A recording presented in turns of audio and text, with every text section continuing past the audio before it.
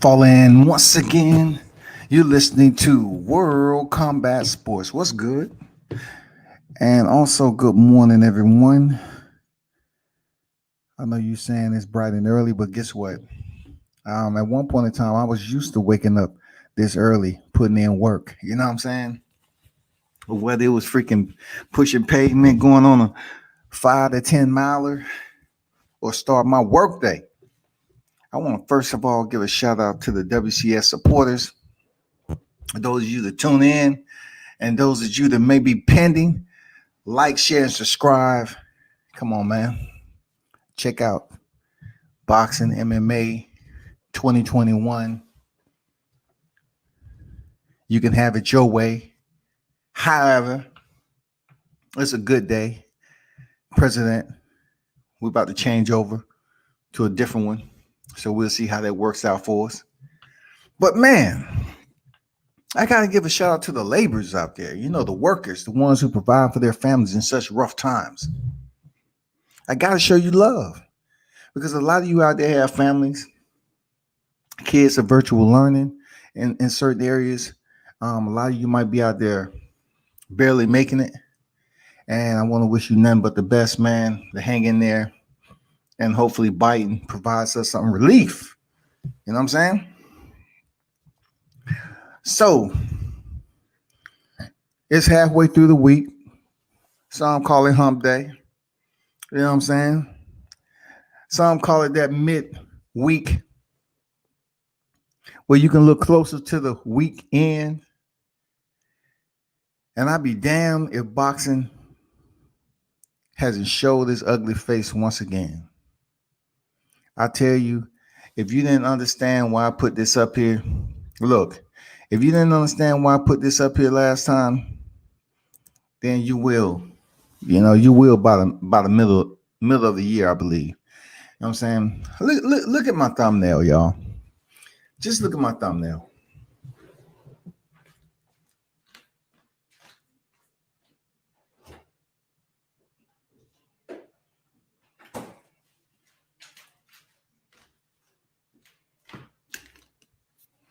I want what's going on, Seneca J? I just want that to marinate.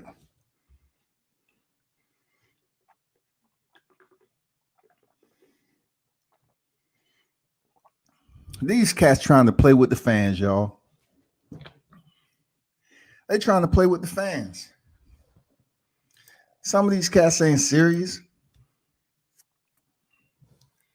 Ryan Garcia, he was capping all along, man. He wasn't planning on stepping up to the plate and face the toughest challenge in that damn division outside of Teofimo Lopez. He wasn't trying to do that shit. He was capping, man. He was up here leading on the people that pay for his goddamn, to put bread and food on his table. He don't have no respect for us, the fans. This motherfucker capping, man. It gave me an opportunity to get off Devin Haney's freaking helmet. And now I jump on Ryan Garcia because these cats out here, they're not taking the game serious when it comes to their fans, man. Yes, out here talking shit, being goofy.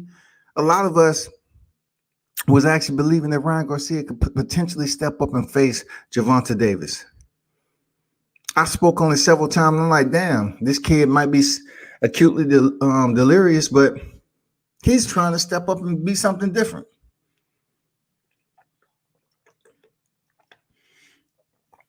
And then yesterday, while I'm on live, I get the word that Ryan Garcia pulled out. Ryan Garcia used his pullout. He used his retreat card, y'all. You know what I'm saying? Kings don't do that. Kings don't do that. If you're going to portray or you're going to hold that title and the name King, man, you got to do better than this shit, bro. You can't be wasting the fans' time. Have us believing that you're going to sign off on a fight with one of the heaviest hitters in the lightweight division. A straight up savage. And being that you was coming off the canvas against Luke Campbell, we thought you was stepping up and doing something like, okay, he's trying to challenge himself. You know what I'm saying? He's going to give us something different. Ryan Garcia, he may be a different type of dude. Now, of course, I have to validate what I said. I still felt it was going to be a massacre. But I wake up and hear the unfortunate news. Unfortunate news. Appreciate you, Seneca J, being in the building. Good morning to everyone that's tuned in.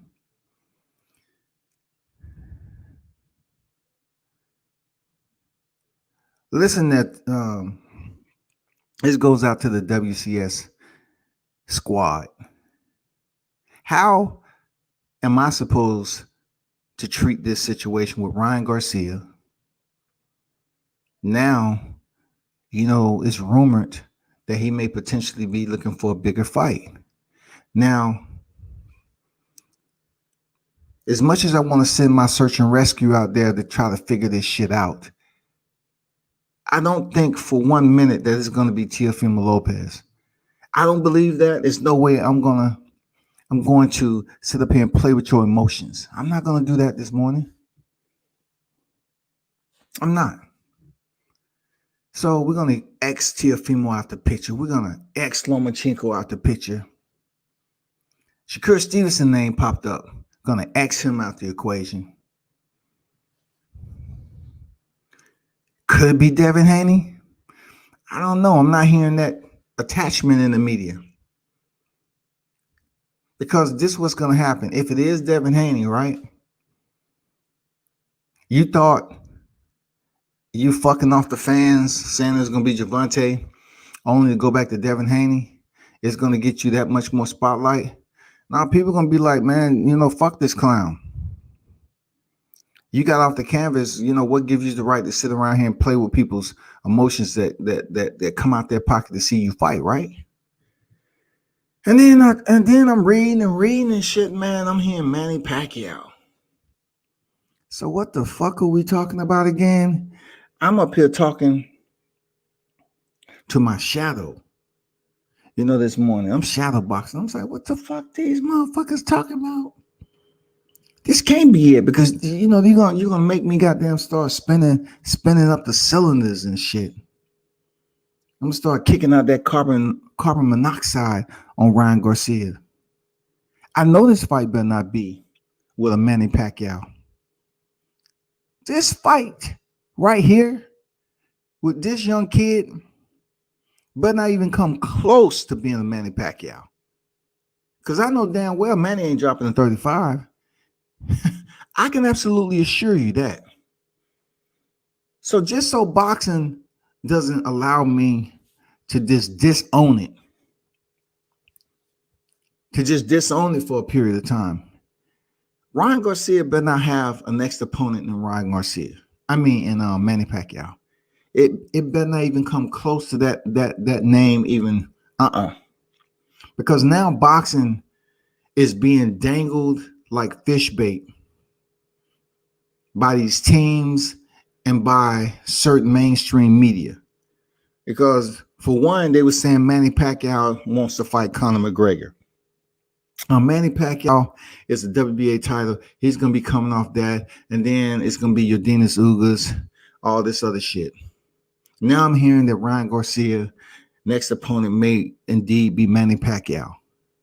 And I'm saying to myself, okay, if that is the case, let's say Manny Pacquiao comes off the title or vacates or whatever, I would be remiss to say I wouldn't be extremely upset if Ryan Garcia moved up from 35 to 47 to face Manny Pacquiao and people co-sign that shit.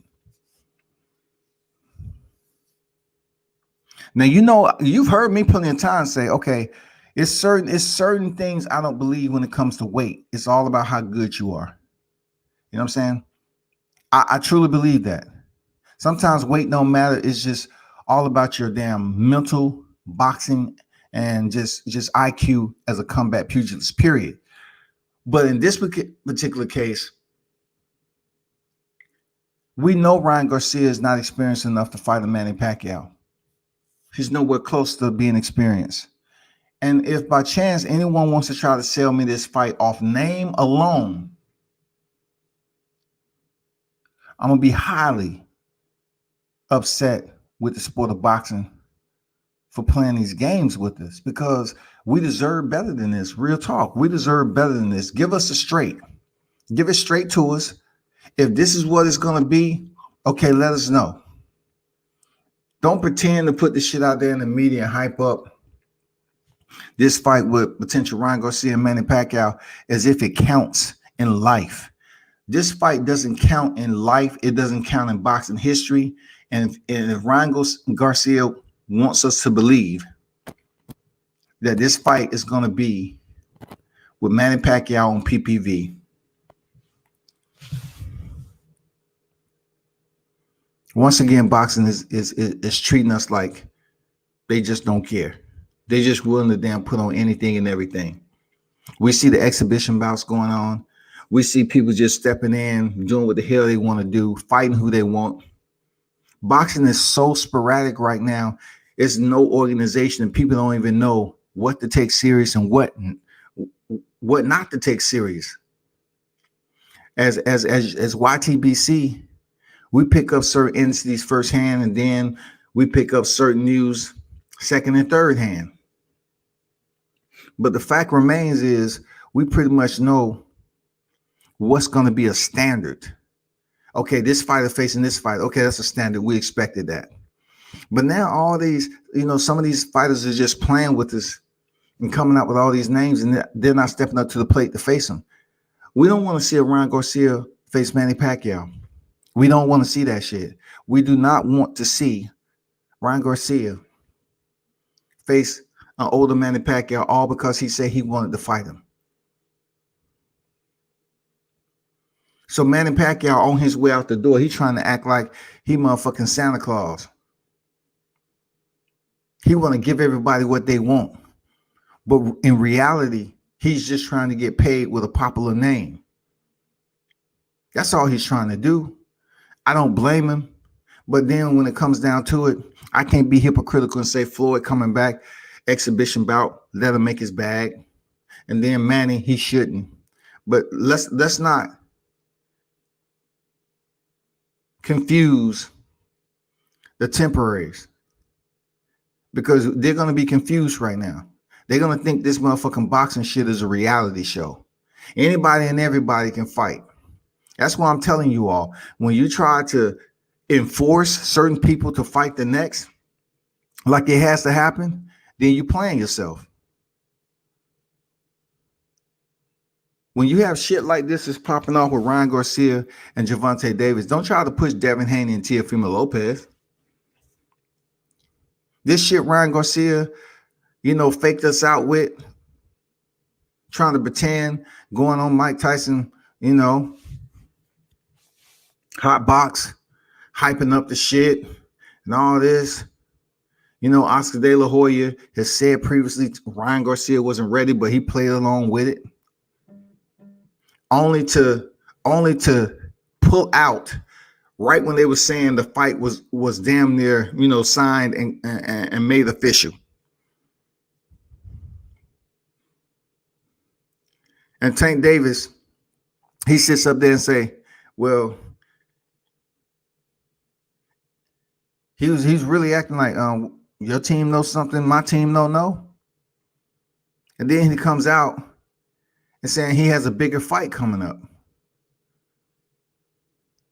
I'm like, fuck you, man. You wasting my time. Why the fuck you up here wasting my time then? If you never had any desire to face Gervonta Davis, which would have been your toughest fight of your career, don't sit up here and fucking play us like this, bro.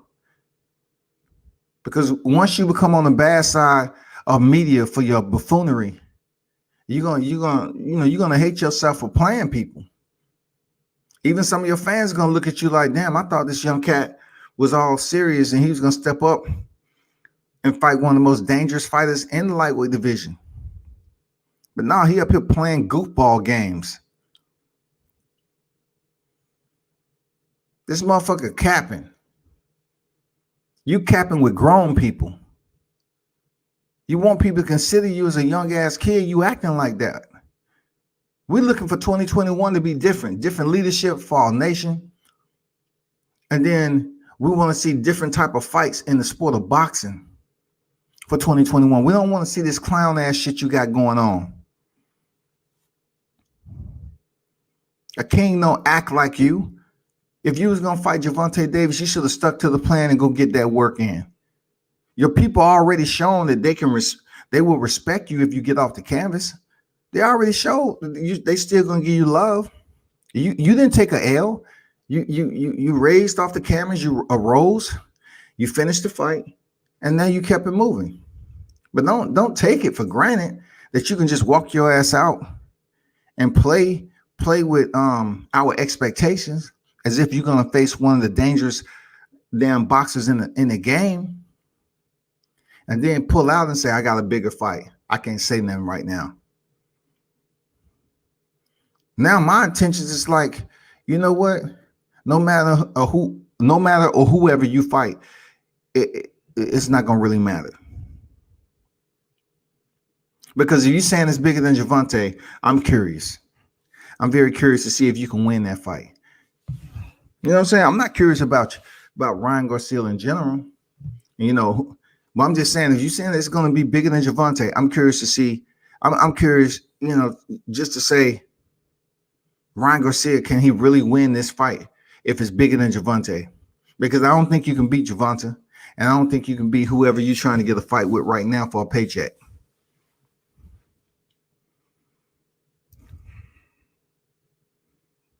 HLD in the building. What's good? Said bad publicity stunt. Had Iron Mike dancing unless it's truly against someone even more dangerous. He just messed up the little credibility he earned in the last few weeks.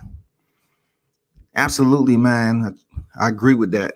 It's just, you know, for me, when it comes to Ryan Garcia or anybody else, don't play with grown people who pay to see you box. Don't do that. If you capping, man, let us know. Don't pretend to say act like this is damn serious. I'm all about the business. I'm doing anything and everything to make this fight work. And then we find out that you done abort mission, and you saying you fighting somebody bigger. But the problem we have with that is that you struggle with Luke Campbell. So now I'm asking myself, like, why are you scheduling a more imposing opponent to step in there with when you struggle with one that was less, that was supposed to be average, that already had losses on his record? You struggle with him. So why in the hell would I believe you that you have a chance of winning if it's somebody that's bigger than Gervonta Davis? Who could that be? No, for real, who could that be there, Ryan?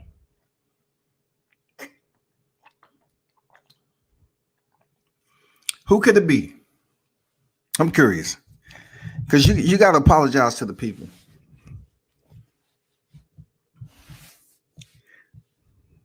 Because that's why we be stomping on your back. You have to apologize to the people for what you did. You had certain individuals, including myself, believing that we was going to get a good fight in the lightweight division that's hot right now. You know what I'm saying? But now you really are coming off as a clown. Seriously, you really coming off as a clown. Just the way you sounded when you was in your post-fight interview and you was talking all like you was still buzzed and talking about, wow, dude, I got knocked down. Okay. I mean, I was like, I gotta get up. I gotta finish this fight. Now you act like you really did take a good shot to the head. Because you up here thinking this boxing game is play. Who can you have that we will respect that's bigger than Gervonta? Because we know Tank Davis is gonna come in there and goddamn steamroll your ass. We know that shit was gonna happen. But it was just the fact that you was willing to take the fight. That's what the curiosity was. We was like, God damn, Ryan Garcia is willing to step in here and get this fight.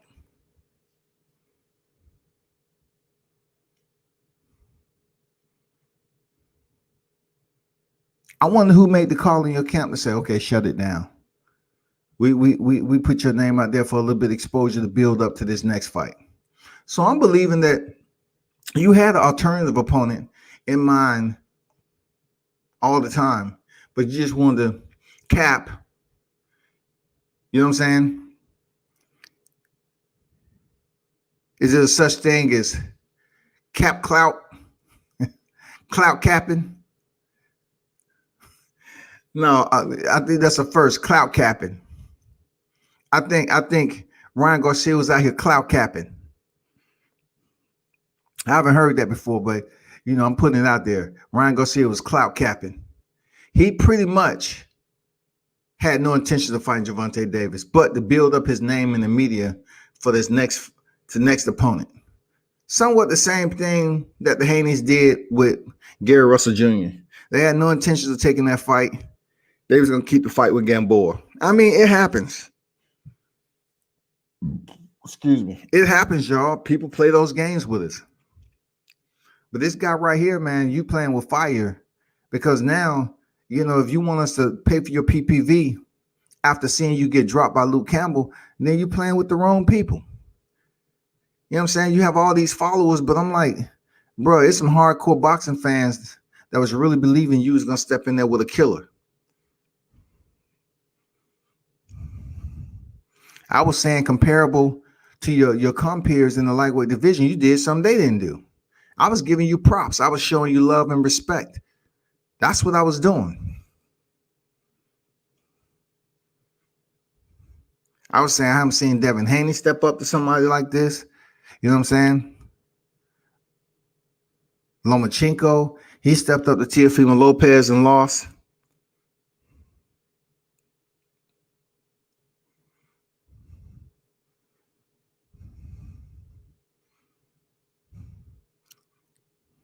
That shit wasn't cool what you did, bro. So now, this is what you need to understand. Your next fight, whoever it is, you better go in there and fight your ass off. You better go in there and fight your motherfucking ass off.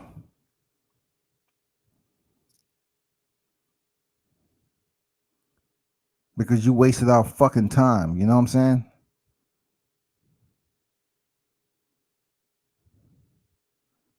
You wasted our motherfucking time, bro. We was really looking forward to this. See, this is why it's important for certain people to understand why,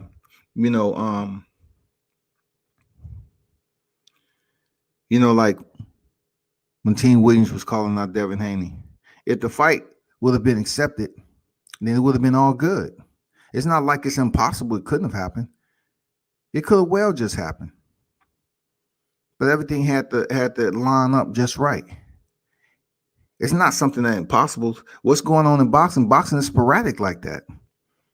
Just like you're seeing with Ryan Garcia right now. He faces Luke Campbell and then calls out Gervonta for all the hype and people's buzzing about it.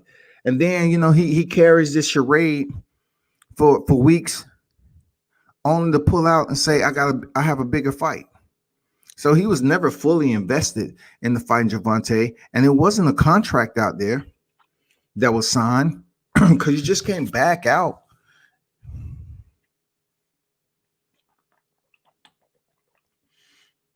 I'm hearing this shit.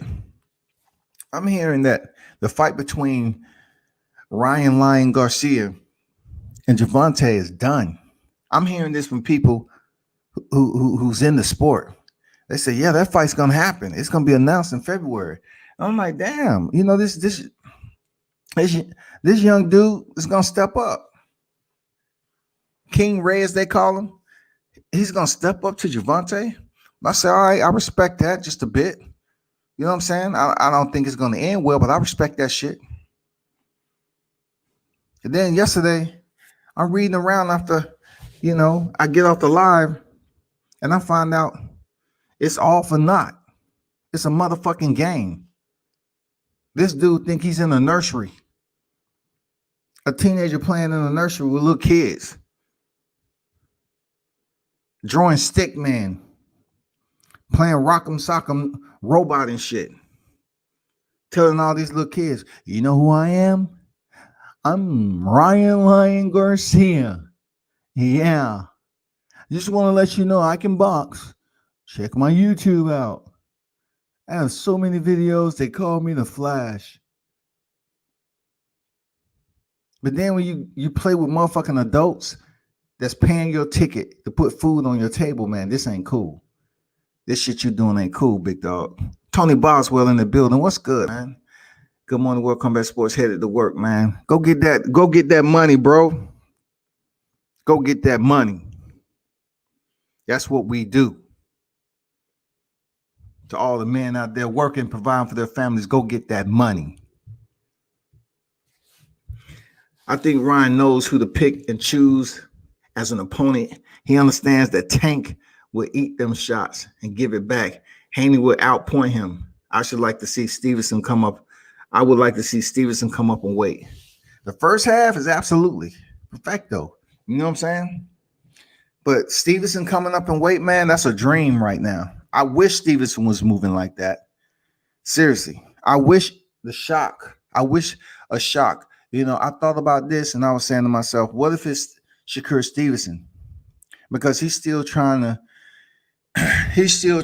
basically figure out whether he's going to be able to fight in Jamel Herring or Carl Frampton. Is that fight going to be, you know, halted or delayed just a bit until the situation is figured out with Shakur Stevenson trying to implement his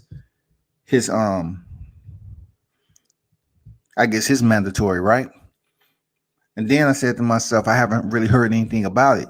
Shakur is been out social media except for Twitter, like it's cool. He's not a regular on here, right?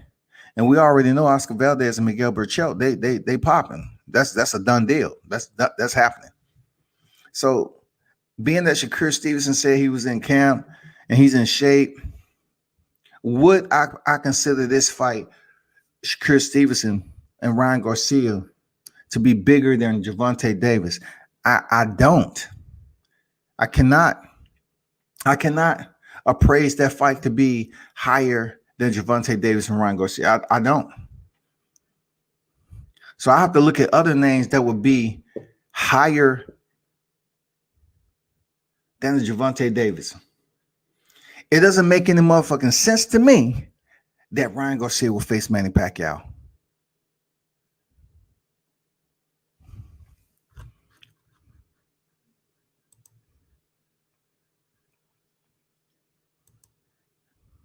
It makes no sense to me. Because you're going to have to cater to Manny Pacquiao, if anything, and that means moving up in weight. And how are you going to move up in weight? How lean Ryan Garcia is. I'm pretty sure he can come close to 47. He's still going to be the smaller fighter in there. He's still growing.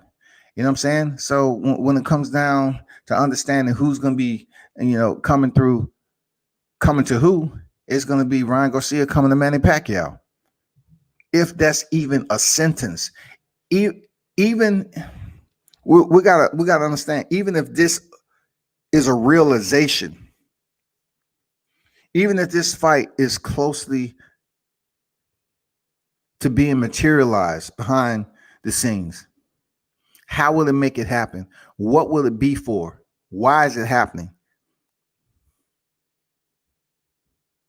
Manny Pacquiao is holding a legitimate title right now. It's definitely not going to be for that title. Definitely. Because that's only going to prolong. So just say Ryan Garcia steps in there and faces Manny Pacquiao. I don't see Manny Pacquiao losing to Ryan Garcia, so he keeps his belt. Then you hear the fact that they're potentially thinking about elevating Yadina Sugas after Manny Pacquiao is out the picture. So if Manny has to face his mandatory at least by July, which will be a year that he hasn't fought, then I'm trying to put all the puzzle pieces together. Is Manny Pacquiao going to vacate the title and fight Ryan Garcia? Is he going to fight Ryan Garcia as a champion? Is he going to vacate and go fight Conor McGregor sometime or another? What the fuck is going on? Like, boxing shouldn't be this confusing. Boxing should not be this confusing early in the morning. It shouldn't, dog. But a lot of shit goes on while others are sleeping. And this is a perfect example. Boxing shouldn't be this fucking confusing, especially when it comes to the best fighting the best. Don't ever give us an impression that you're trying to step up and prove to your fans that you're better than what we believe you to be. And then you say, nah, I was just joking. I was just capping. Forgive me, I'm young. I was just playing games. I never had any intention of fighting Gervonta Davis, so I was just fucking with y'all. All right. Remember that Ryan Garcia? Remember that. Remember the words that I have for Team Haney. Remember that Ryan. It goes across the board. If you're in a hot division and us, the boxing fans, want to see you fight, and you plan with our emotions, you're playing with our expectations. So don't get mad when people start dogging you out and putting you in the clown sentence. You know what I'm saying?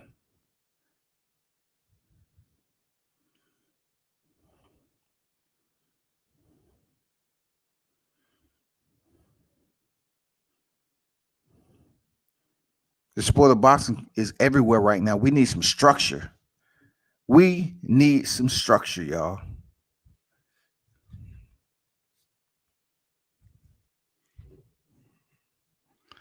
Appreciate it, Tony. Enjoy your work day, bro. Be safe out there. Wear your mask, man. Be happy you got a job. I tell you like that. Be happy you got a job. Be happy you have a job. A lot of people don't. What do y'all think about that, man? What do y'all think? Who do you think? Let me read something to you that was from an article I picked up for Boxing 24. It said it could be someone else that Ryan is negotiating a fight with now other than Manny.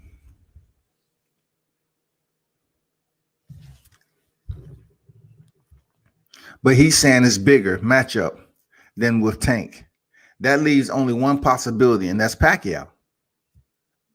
It makes sense for Ryan to face Manny Pacquiao because he may not ever get another chance after 2021. Also, there's a lot of money and fame for the 22-year-old King Lion Ryan, to gain from fighting Pacquiao ahead of the fight against Tank Davis. Now, Pacquiao obviously heard about Ryan's interest in fighting him, and he may quickly move forward to step in front of Tank Davis, 24-0, 23 KOs, to take the match. Now, that's what confuses me.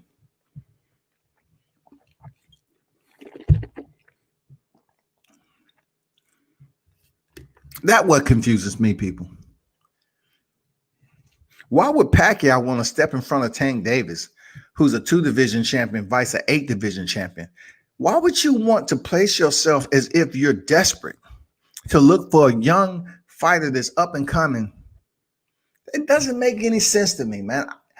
As much as I attempt to process shit, I attempt to process shit in the simplest form. And I'm trying to understand, why would Pacquiao accept gifting Ryan Garcia an opportunity? Why would he want to fight this guy? Why? I mean, what is the gain to have Ryan Garcia on your record on your way out the door? It's almost going to be like when people look back in history 15 years from now, and you know, I'm having a boxing conversation. I'm saying to myself, well, you know, that guy Floyd Mayweather, he's about to step back into the ring.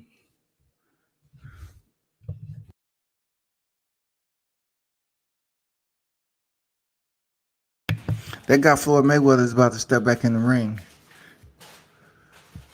You know what I'm saying? That's something I don't want to, have 15 years from now. Who is he fighting? Exactly. I don't know. Some guy that was, he used to be a trapeze artist in the local circus, but he has a little boxing skills because he used to, box the bears that they had on deck. The bears was trained, the little kangaroos they had, rather. He used to box the bears and the kangaroo in the circus act. So he has a little skills to him. How much you plan on making? They say he's gonna pay him about $18 million. Okay, let him go. Let him go get it. Shit, you know, let him go get that bag. I don't want no shit like that happening. Like, how am I gonna have a conversation, you know, in 10 to 15 years with someone that's young in the game, and they ask me why Manny Pacquiao gave Ryan Garcia a shot when he had nothing else to prove? The guy had over 70 professional fights. Over 70 professional fights.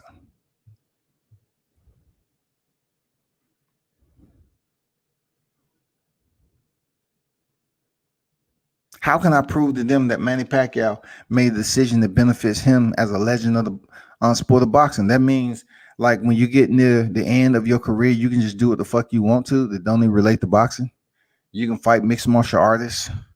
You can fight circus acts, YouTubers, Walmart workers, cart movers at Target, YMCA directors. I mean, you're trying to tell me at the end of your career that's what it's about? Like, we seen you go in there and compete, but then you get to the end of your career and you're about to retire. Then it comes down to anybody.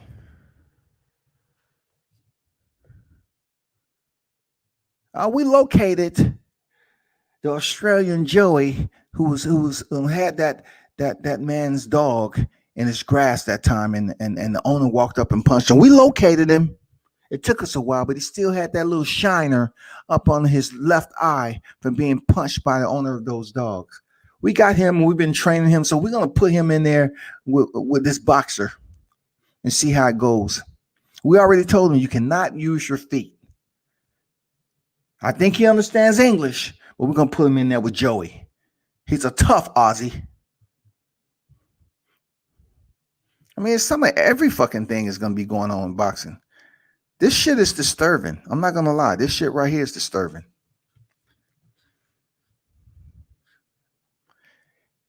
It goes on to say Pacquiao obviously heard. I read that already. It says I have a potentially huge. This is Ryan.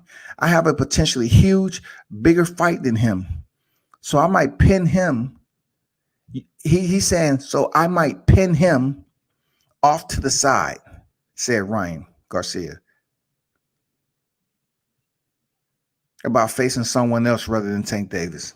So he's going to pin Gervonta Davis, who's a 2-division champion, 3-time world champion. You're going to pin him off to the side. Okay. I'm still going to fight him, but I would not fight him unless it was bigger opportunity. But I cannot say anything right now, so I'm going to just keep it at that, said King Ryan. And that's good that they're putting King Ryan in there, but they're leaving out King Lion Ryan, a Ryan Lion Garcia, or however you want to phrase it. Because how can Gervonta Davis not be a big fight for Ryan Garcia? Gervonta Davis is indeed a big fight for Ryan Garcia in epic proportions, because you go in there and you look great, better than you ever had, or even you are able to somehow, some way obtain victory by defeating Gervonta Davis. Your career goes into a whole nother stratosphere, bro. You are a whole different name in the sport of boxing. People in your weight class are going to be like, yeah, I want Ryan next. I want Ryan next. He just defeated Gervonta Davis. Yeah. You'll be on a whole nother globe. But unfortunately to the people who listening, that ain't going to happen. Promise you that. That ain't happening.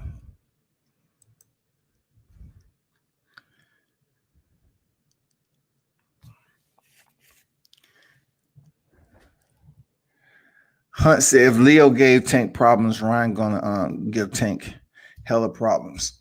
The only thing I can say to that is, what problems are you talking about, outside of boxing? What problems are you really talking about? Are you speaking about that problem right there?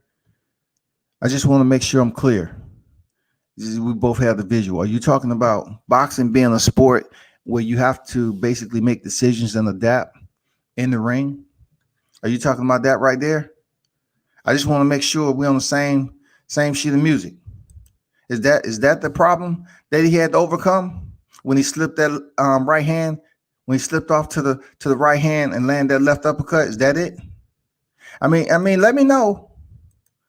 Let me know if that's what you're looking for right there. Just let me know. I want to maintain custom and courtesies. But if that's what you're talking about, then I don't see the problem in that, because the last time I checked, Leo did not make it out of that round. Just to let you know, D Hodges in the building. Salute to you. Meekins, what's good? I thought Pac already said he preferred McGregor. Pac can say he preferred McGregor for a future fight all he wants. But Conor McGregor, obviously, we already know he's been in fight camp and he's about to step in there in the cage with Dustin Poirier. Now, what does this say exactly? Well, we don't know what Manny Pacquiao's been doing lately. He's coming up on a year in July since the last time he fought in 2020. So this tells us that Conor McGregor comes off this fight this weekend. Then will Manny Pacquiao even consider? Oh no, will Conor McGregor consider saying, "Okay, I want to fight Manny Pacquiao," because Conor McGregor wants to be a boxing world champion. So will the boxing commission again, will a fighter that's 0-1 approve? They probably will, but I'm just saying in general, right? Will the boxing commission approve Conor McGregor to step in there and face Manny Pacquiao? And will this be anything more than just a fight? You know what I'm saying? Can Manny Pacquiao suggest this be a title fight? Because boxing will fall over on his motherfucking neck if Conor McGregor came over here and fought Pacquiao and came up with a stoppage or win to claim that he's the WBA welterweight champion. Now, the strange thing about that, I don't see it happening, because this is how I'm going to break this down even more. In the UFC, Conor McGregor competes at 155 right now. So when he enters the cage, he's probably, 160 easy. All right. But he competes at lightweight right now. I don't see him in no way, shape, or form being able to go to welterweight at 147, because when he was fighting at 145, which is featherweight, in mixed martial arts, he was sucked down dry. I mean, he was absolutely looking Skeletor. He had to lose a lot of weight. Now, also, speaking to somebody who covered boxing and MMA, I can break it down even more for you. If Conor McGregor had to fight Manny Pacquiao at a catchweight, then he would do it. Will Manny Pacquiao fight Conor McGregor at a higher weight? Because Conor McGregor is fighting 155 right now. Will he fight him at a catchweight at 155? Or will they do the Canelo and fight at motherfucking, a 149, 150? You know what I'm saying? 2 pounds over the limit and shit like that. It all depends on how Manny Pacquiao will allow Conor McGregor to grace the square with him. What weight will it be at? People have to understand that. Mixed martial arts, their weight classes are different than boxing. Welterweight is 170 in mixed martial arts. Welterweight in boxing is 147 pounds, y'all. Lightweight, where Conor McGregor currently competes at right now, is 155 pounds. Lightweight in boxing is 135 pounds. You have a 20-pound difference.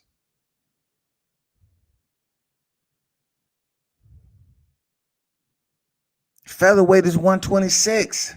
Featherweight in mixed martial arts is 145, y'all. So it gets a little complex when you break this shit down. Like, okay, if Conor McGregor is going to face Manny Pacquiao, then what weight is it going to be at? People look at Manny Pacquiao and say, well, he's competing at 147. Well, Conor McGregor is not competing at 147. Then Ryan Garcia is competing at lightweight. You trying to tell me he's going to do what people was frowning upon?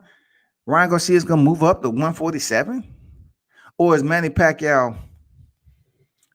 No, I can't even say that. Why would Manny Pacquiao meet this dude at a lower weight than 147? Why?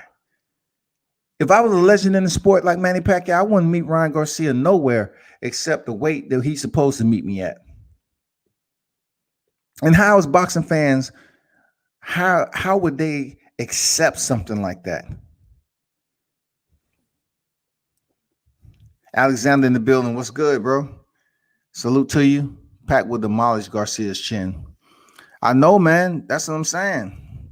Everything boxing and sport was good, man. Y'all be sure to go over there and check out my man Keon, man. Everything boxing and sports. Subscribe to his channel, man. Solid boxing contents every day.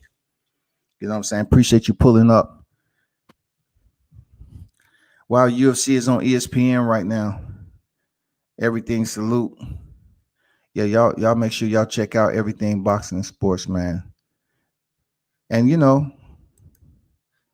I can pop the link down there if anybody has anything to comment or want to have a boxing dialogue on this. You're more than welcome to jump on. It's all good.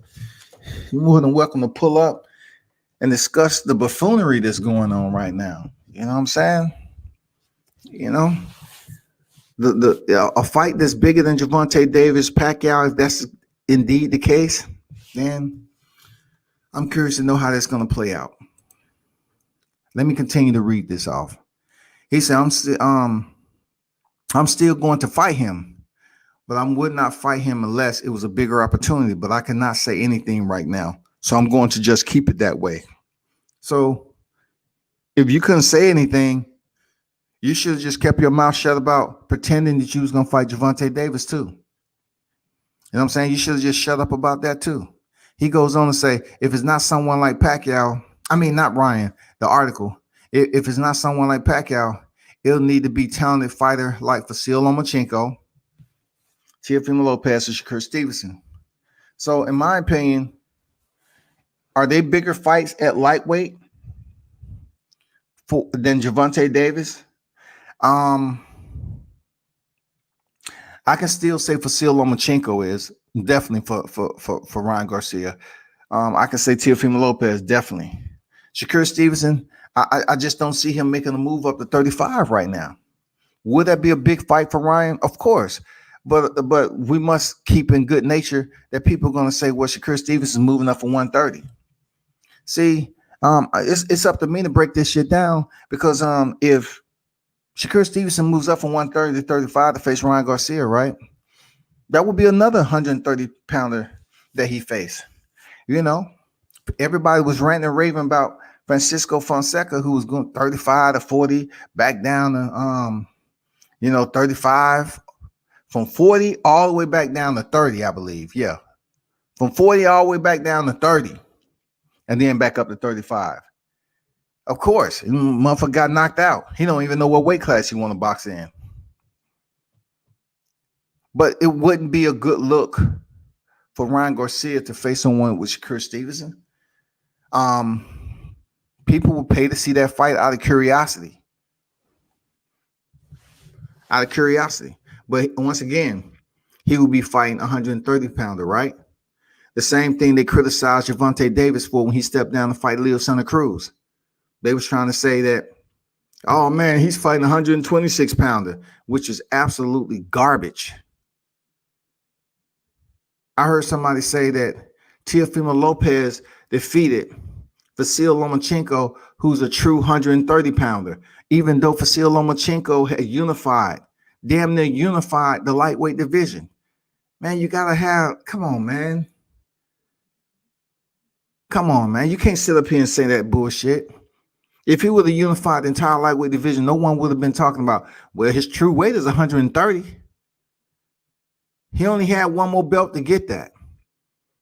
But this shit with damn Ryan Garcia, I wonder what's next for this cat, man.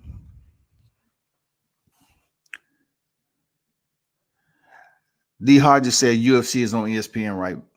Look, it's a pretty big card coming up, and it's only a matter of time before you'll probably hear one of the UFC fighters crossing over to boxing to fight a big name over here or in the sport of boxing.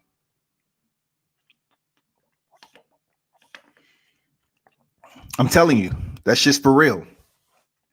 The UFC Dana White is doing amazing shit. He's trying to get these huge matchups where, some of his star players can cross over to boxing and make some good money. But he's going to be very methodical in how he plans it. So I commend him for that. Just like I was explaining to somebody, and I explained to the audience, when Carissa Shields saying she was going to fight Amanda Nunes and she'll kick her ass, I say, listen,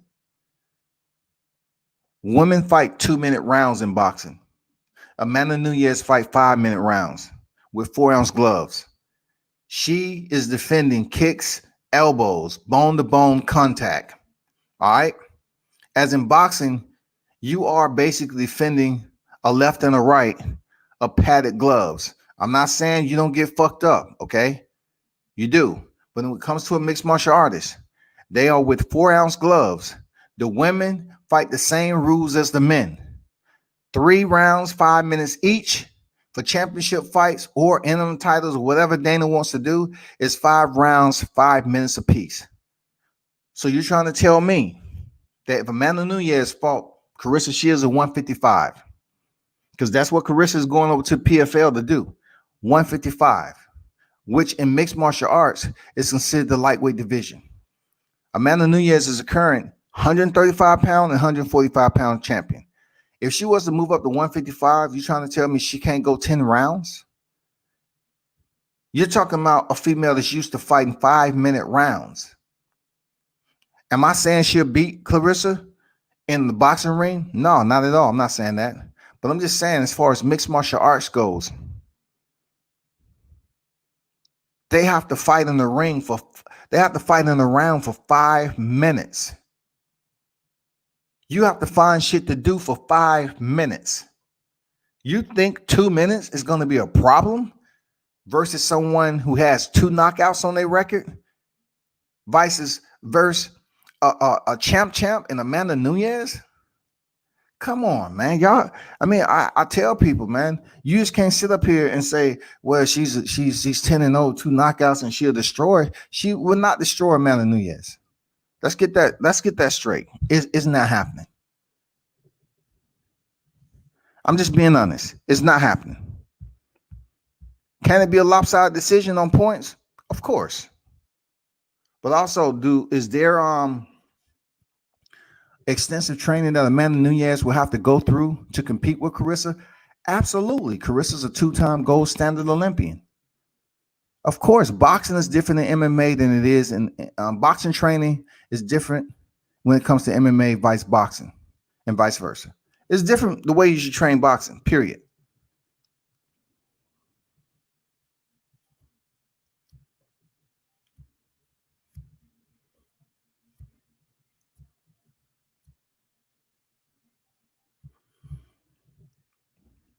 But for these fights that may potentially happen,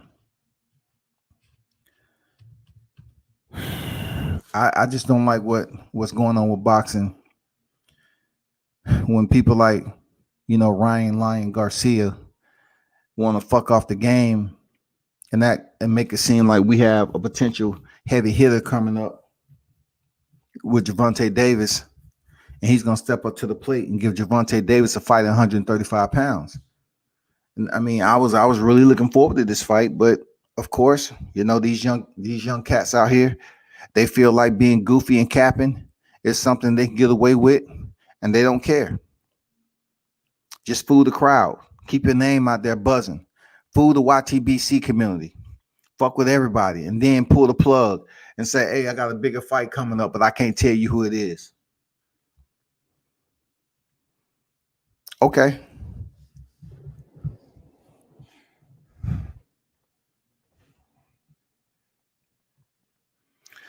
Conor was struggling to go them late rounds with Floyd. It's different.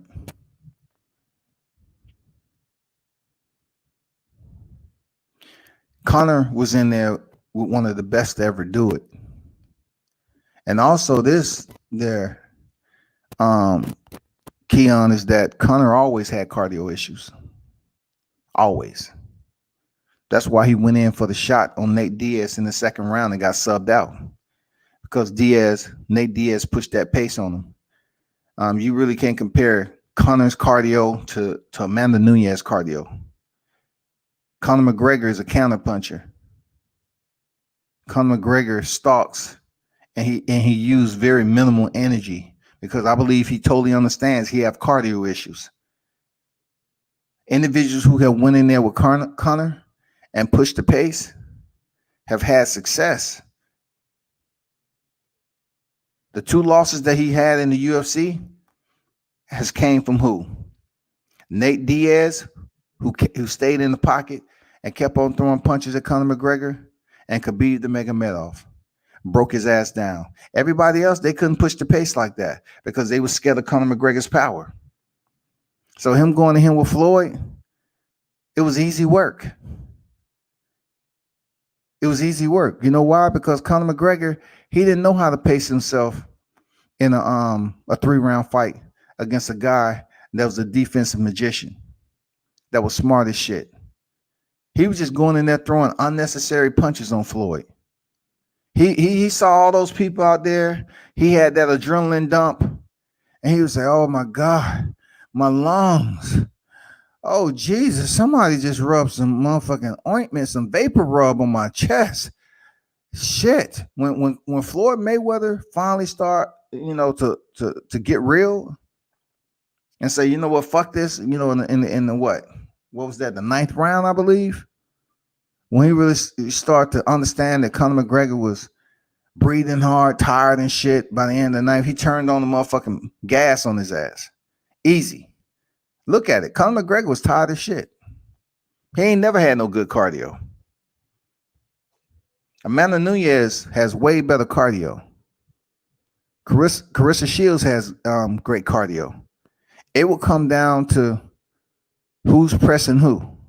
Because in my opinion, both of those, I think, both of those ladies have pretty decent, when they matched up with each other stylistically, though, they have pretty decent power across the board with one another. I'm not saying against others, because Carissa Shields only had 2 knockouts. I'm talking about style for style. They have pretty decent power, potentially, to hurt one another. Potentially.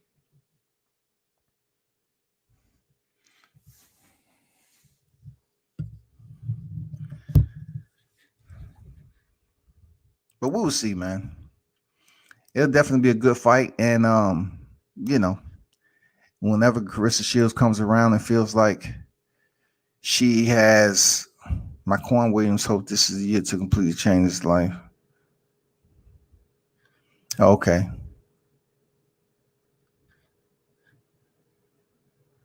So let me read the article that was just put out about Teofimo Lopez talking to Devin Haney.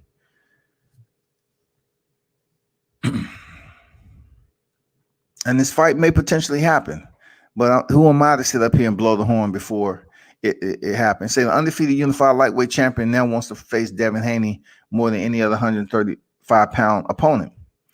Brooklyn's Lopez would love to make fight against Gervonta Davis or Ryan Garcia, but the 23-year-old champion doesn't think either boxer would agree to face him. That's either boxer in Gervonta Davis or Ryan Garcia, okay? Lopez recognized that he likely have the mandatory defense of his IBF title against Australia's George Kambosos before he can seriously entertain the Haney bout. He sees no reason, however, why they can't fight after he beats Kambosos. Now, one thing I can say, and keeping it authentic, is that one day, Teofimo will say, he'll look forward to fight, Devin Haney, and the next day he's like, no, I'm not. And then the next day after that, he say, yeah, I want to fight him, but I'm just reading you the article for media purposes. You know what I'm saying? For banter, to give you some dialogue. You know what I'm saying? But it goes on to say from Lopez, we're talking about it right now, Lopez told Aiken Reyes regarding Kambosos' fight. Is it a fight that I want? No. What I want is Devin. Who I want is Devin. I repeat, what I want is Devin. Who I want is Devin. So I told him if things go south with the Kambosos, which it may look like that's probably what's going to happen. I already spoke with manager David McWater and promoter Bob Arum. So what we talked about is, and if this doesn't go through, the next guy I want is Devin. So he'll be betting something. So he'll be getting something. We're already going to be talking to Eddie Hearns about it as well. All right. They go on to say that ever confident Lopez previously considered Haney as an opponent. He'll fight for bragging rights. Yet little else. He has taken offense, though, to Haney's trash talk and wants to prove that he, not Haney, is legitimate WBC lightweight champ. And that's good banter I want to hear. I wouldn't say that Lopez is capping, but once again, I have to say that in one breath, a different hour, Lopez say he ain't fighting goddamn Haney, and then another time come up. I guess he's just keeping the candle lit just a little bit in case the restrictions with COVID-19 and everything goes left, and he's unable to fight George Kambosos. He said, talking too much shit, Lopez said of Haney. I can do it. I got to give it to him. I got to give him that work, man. I got to press him. And that's all, man. That's just really it. I'm the type of person that I have a lot of pride and my ego gets in the way sometimes. So if Kambosos doesn't get involved with the whole mandatory, if the things falls, like I said, since he's my mandatory, that's the only reason why we're still talking about Kambosos. But we're already in talks. This week, we're going to be talking to Eddie Hearn. And like I said, man, let's see what happens from here. So it seems like Haney is not totally shelving Devin Haney for a matchup. All right. It says Haney has repeatedly emphasized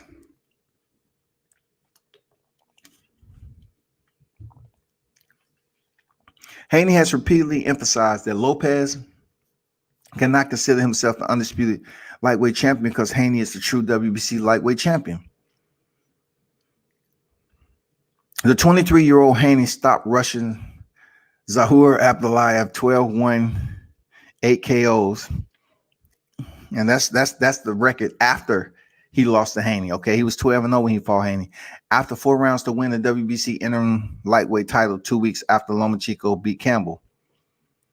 And later was elevated to world champion. He has defended his title twice, both times against big underdogs in Alfredo Santiago. 13-1, Gamboa and all that shit. I think it got to the point where I'm just fed up, Lopez said. Me and my pops was fed up. And I just said, man, let's press this dude. Look at that. Say, I believe it. Me and my pops, we're fed up. And I just said, hey, man, let's press this dude. I don't care what it's going to take. You know, I'm going to respect the fact that Kambosos is my mandatory. We're going to work on that part because I got to get that part first. But if things go south, like I said, man, Devin, be ready. My man, because I'm going to fuck you up straight up. It don't get no clearer than that, y'all. You know what I'm saying? So it's not the fact. What's going on, Lion Killer? Salute to you. Y'all be sure to check him out. Subscribe to his podcast over there. Y'all y'all have to know that what Team Lopez is talking about makes all the sense in the world. If the fight happens, it happens. It's not because of certain people talking. You know, it's not because just certain people out here talking about the real champ and this, that, and the other. We already know who the king of the lightweight division. We got it. But ultimately, we want to see the fight to clear everything up. So we'll leave no stone unturned. If this fight between Teofimo Lopez and Devin Haney can happen, let's rock. There's no more talking. Bro. If you believe you can go ahead and do what you got to do, that's both sides. Go do it. No more talking.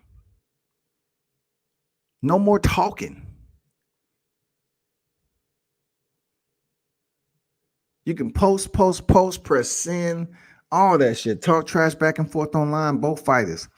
But the fans really want to see this fight.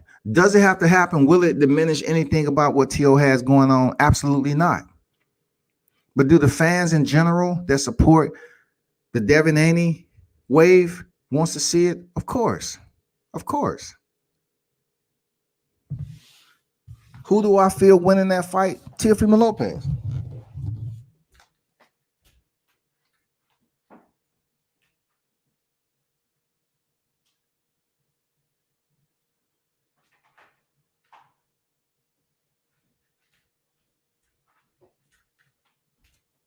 No hesitation. Taking all bets. Taking all bets. Remember, come back. If this fight get made, come back. Come back. Don't run. Don't run. Do not run. I'm taking bets. I said again, like I said, when he stepped in there with Vasyl Lomachenko. He was going to beat Vasyl Lomachenko, and it happened. We taking bets. If y'all believe the dream can come to reality, put the money up. Make it happen. A lot of y'all not even confident yourselves. You just want to get on here and talk and support the team and support and hope Bill Haney pull up. No. When the fight is made, place the bet. I want some of Bill's money too. Because the only thing I'm going to do, I'm going to go cut that shit up in the ones and get it goddamn put in plastic. And then I'm going to take a picture inside my SUV and with the door open, looking at the ground. Ain't that how they take a picture? I'm going to take a picture looking at the ground and shit. Looking out to my right. Looking up in the sky. You know what I'm saying? I want some of Bill's money. I got to place that bet. He ain't safe. They got all the money. Make that bet, Bill. Make that bet. I want to start off the 2021 right. This Teofimo Lopez Devin Haney fight get made. I want that DHP. I want that bet money. I want to goddamn put that money on IG when I win it. What's going on, Michael? What's good with you? I'll take it, old buddy. Duck you on T.O. versus Devin bet. Hey, man. Y'all can pass the word.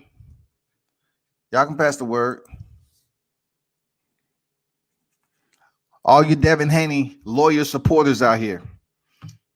I say I'm going to take up the good solid 5 bets. 5 solid bets. If that fight is made. 5 solid bets from reputable individuals that's willing to, understand what that means. But one fifth out of that needs to be Bill Haney. It needs to be Bill Haney. Because when you goddamn sit up here and do all that IG and say you fight anybody and everybody and nobody from the lower 25 and top 25, I want to put that bet up there. So y'all pass the word. All you messengers just tuned in. Let's do this. Because I'm gonna go straight to the bank and chop that shit up into all ones and get it down wrapped in plastic and put that shit up there and goddamn take a picture of my SUV too. Shit. I'm gonna take that motherfucker. I'm gonna go to Payless shoe store and goddamn buy me some shoes that look like the new shit. That look like the Gucci's. I'm gonna go to Payless, goddamn it.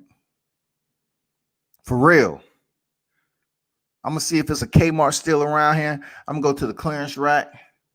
Try to see if they got some shit on sale. Think I'm not. I'm gonna win those bets for real. Don't run.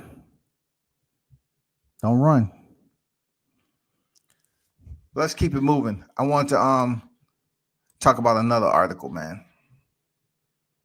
Like I said before, be sure to check out Angelo, Leo, and Stephen Fulton at 122 pounds, super bantamweight, y'all. Y'all got to check that fight out. That shit gonna be fire.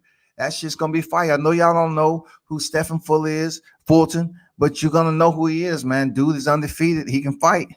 And the only reason they didn't fight last year is because he got COVID and he lost a huge opportunity. But check this cat out, man. He can fight. You know what I'm saying? And plus, while I'm talking about up and coming fights, look, y'all be sure to to check out my man that has a fight coming up too. Let me put the flyer back up there. Michael Williams Jr. 150. He's going for his 15th victory against Diego Perez. And Diego's, believe it or not, his record, he's a tough individual, man. They talking a lot of shit. They talking about they're going to knock Michael Williams out. You know what I'm saying? He ain't ready. He don't have enough experience. Y'all have to goddamn check that fight out. You in the area. You know what I'm saying? If it's streamed. Check that shit out. That's going to be fire, bro. Shout out to Team Williams. Let me get back over here. If you didn't hear, Gilberto Ramirez, right? He's pushing to face Marcus Brown. If you don't know who Marcus Brown was, you remember that guy who fought Badu Jack? He sliced him 12-6 on his forehead and blood was everywhere. I was there for that fight. It was a crimson bath, y'all. It was almost like it was a motherfucking Saw. It was a Saw movie. Like the scene was so gruesome. Tony Weeks was in there and his shirt was covered in motherfucking DNA. Listen, the MGM will always have DNA of Badu Jack in that arena. Period. Shout out to Badu Jack for sucking it up and goddamn finishing the fight. But Zerto, Gilberto Ramirez, a lot of people don't know him because he's a quiet dude, man, tall, rangy. He's undefeated, man. Dude can fight. Dude can fight. He was sitting over there at the WBO at super middleweight for quite some time. Nobody, even paid him any attention to anything. But he's gonna be facing Marcus Brown, man, for the interim WBC title, of light heavyweight. If that would have been a fight I would like to see, and still a Callum Smith, it would have been Gilberto Ramirez versus Canelo Alvarez. I would have liked to see that fight. Hell yeah. But y'all stay close with that. Stay close with that right there. Marcus Brown stepping in there with Gilberto Ramirez, a.k.a. Zerto. Stay close to that fight, man. And then, I don't know if you heard yet, but Tyson Fury and Anthony Joshua, they're talking about this fight is conditionally approved for undisputed by the WBO. Now, a lot of people want this fight to happen between Fury and Joshua because it's a lot of money involved, and you never had, you didn't have no all UK undisputed heavyweight championship. And people look at Lennox Lewis, but Lennox Lewis was dual citizenship. You know what I'm saying? Let's be clear. Let's be clear. So this right here, they definitely trying to make this fight. Whether it's in Saudi Arabia or whatever, they're trying to make this fight happen as much as they possibly can. But as we know, this arbitration is active right now, and I'm still waiting on what the decision is going to be. But all this handshaking, Joshua and Fury agreed to 2-fight deal, and all this conditionally approved, and all that is just freaking talking in circles. You know what I'm saying? They just giving you tidbits of shit to digest as if it's food for thought. Conditionally means absolutely nothing. You can be conditionally hired, but never go and work 1 minute on the job because it's a condition. If someone hire you conditionally, you're almost like you're on probation. You're not fully hired. So conditionally, they just want to see what you got going on. So they might send you to what's that shit they do early? They send you to a training period off-site, and then they sit up there and micromanage the shit out of you. And then at the end of the train, they'll be like, you know what? You're not a good fit. Yeah, conditionally, we hired you, but This state right here is pretty much an at-will state, and we can do what we want pretty much at any given moment. So you're not a good fit. Say send your ass packing. That's what conditionally. It doesn't mean anything until this shit is finalized at the arbitration, y'all. So don't put too much emphasis in it.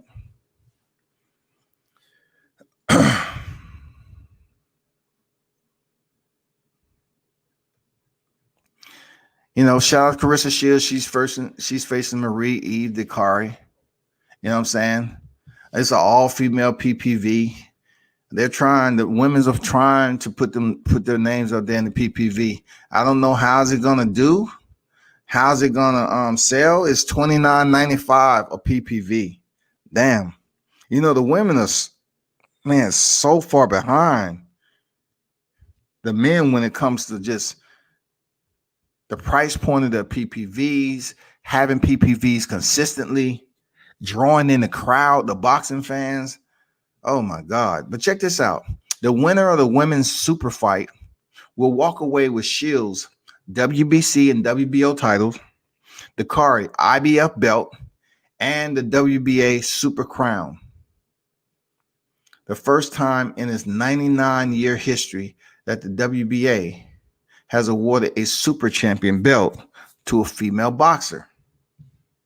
In the four-belt era, only 7 fighters have been undisputed in one division, including Shields, Katie Taylor, Cecilia Brockers, Bernard Hopkins, Jermaine Taylor, Terrence Crawford, and Alexander Usyk.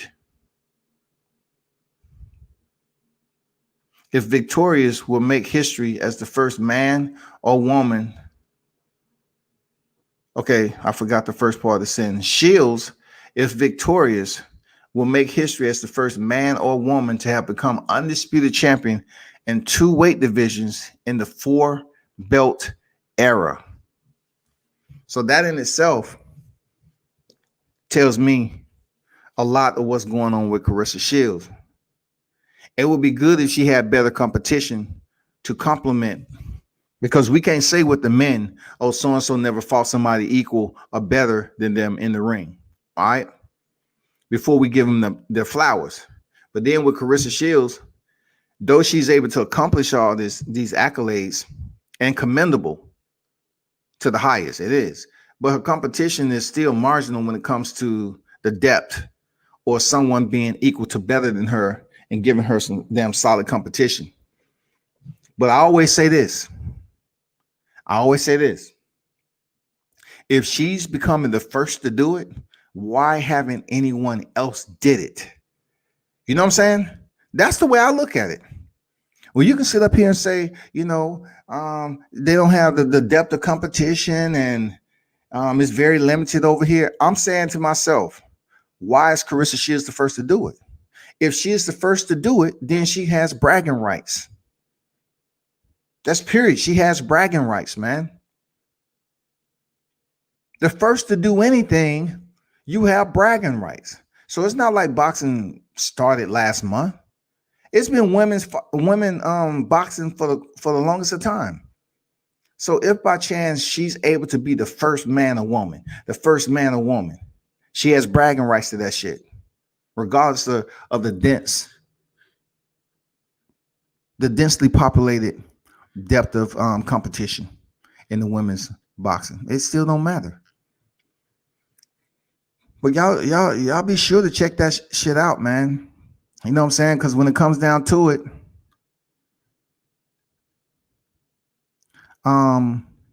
Marie Dakari will be stepping in there with Carissa Shields. Dakari is a 34-year-old professional boxer, 17-0. Okay, from Quebec, Canada. And Clarissa Shields from Flint, Michigan. Her record is 10-0, 2 knockouts. First American boxer, male or female, to win 2 consecutive Olympic gold medals, the first to do it. You know what I'm saying? She turned professional following the 26 Olympics. So, she became a unified super middleweight champion in just her 4th professional fight, and a unified middleweight world champion in her 6th professional fight, and a unified super welterweight world champion in her 10th fight. She now holds the record for becoming a 2 and 3 weight world champion in the fewest professional fights. Shields participated in the biggest fight in women's boxing history by beating Christina Hammer for the undisputed middleweight championship of the world. So she's contended at super middleweight, middleweight, and super welterweight.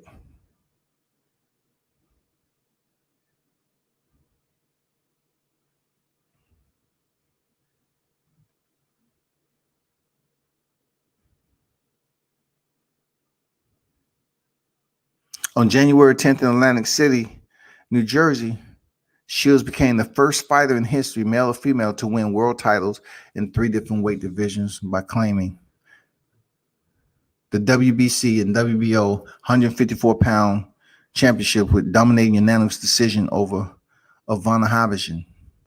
You know, you remember Habashian, her coach was punched from behind, and oh man, it was just a fiasco. And then a family member of Carissa was arrested. Oh man, it was all bad. It was all bad. Carissa's sister was arguing with, the coach ahead of time, but still, punching somebody from behind, however it went down, was fucked up. I'm excited to be fighting another undefeated champion and have the opportunity to make history by becoming the first fighter, male or female, to be undisputed champion in 2 weight divisions in 4-belt era, said Carissa Shields, headlining my first PPV event with the historic all-women's card, particularly at such an important time in the evolution of women's boxing and around the International Women's Day celebration. It's so meaningful to me. We're going to put on a heck of a show for the world to see. It's one big step for boxing and one giant step for womankind. I can't wait to fight Dakari on March 5th. See, the one point I always say, and I know Carissa Shields, she probably feel like she don't want to listen to people that says the bad with the good. But her competition and her being the first to do it, like I said, is commendable. But like I tell people who want to consider themselves great and feel that they have to continue to say that they're great, allow other people to say that. What she's doing, if she want to consider herself the greatest woman of all time by her accolades, then she has every right to say that. You know what I'm saying? But then, the sparsely freaking reputable competition that she's faced is what's accessible to her. Serious. I mean, she has set the bar so high. I'll be remiss if I'm to say that it'll ever be broken. I really don't know if this will ever be broken. What she's been able to accomplish in just 11 fights, if she's successful with the card. I'm saying it's always new, hungry, motivated fighters that's on the come up, looking for these records that's been set. You know what I'm saying?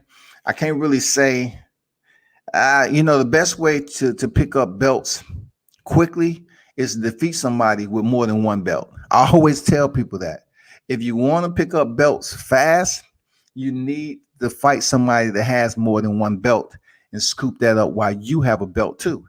It makes the trips that much easier to just scoop the motherfuckers up, get the next one, boom, undisputed, unified, whatever, boom. Let's move up to the next one. Let's move down to the next one, whatever the case may be. But shout out to Carissa Shields for getting this shit done, man. She's the first, and she's gonna remind you that she's the first.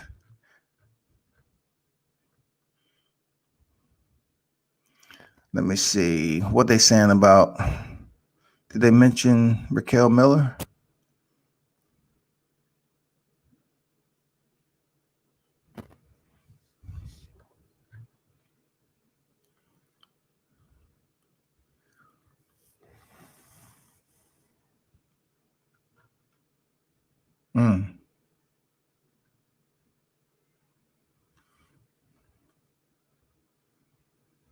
Wow.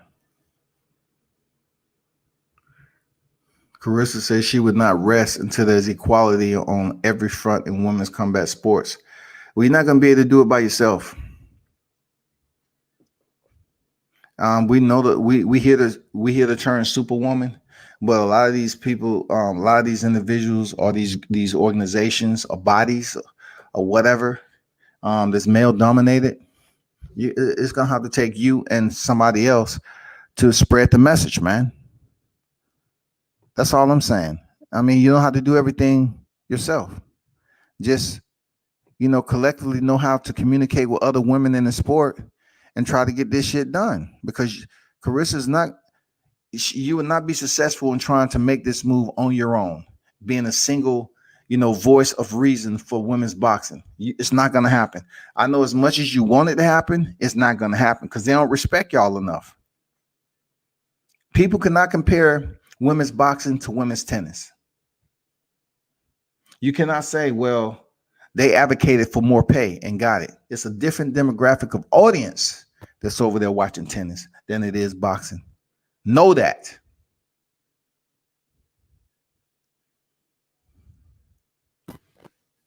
And then you're not gonna receive any equality until your competitive structure equals that of the men. You're gonna have to do 12 rounds in the championship, and you're gonna have to start fighting 3-minute rounds. Equality in combat sports has to deal with the competition layer too. I'm just saying. Just because of Perez record, 150 got to watch him early. Dude is tough from what I hear. You know what I'm saying? Michael Lewis said, what if the Dakari win? I seen the Dakari fight. She has 0 knockouts to her. I mean, she's a boxer, man. If the Dakari wins, I don't know what to say, though. I'm not wishing that on anybody. I don't sit up here and just because Carissa's who she is. No, I ain't. No. I don't do no fuckboy shit like that. No. I mean, if the card wins, she wins. Good on her. Kudos, man. Shit, that's the upset. Seriously. That'll be an upset. That will. If the card wins, man, from looking at her fights, man, I just don't see I just don't see that equalizer. I don't see. It's just going to be a boxing match. So then it comes down to IQ. It comes down to who's smarter. When Carissa gets into the groove, she tried to try to bully her opponent. I want to know if the car is going to bully back or just allow her to get off. Either way it goes, they have to make that shit exciting, man. They have to make that shit exciting.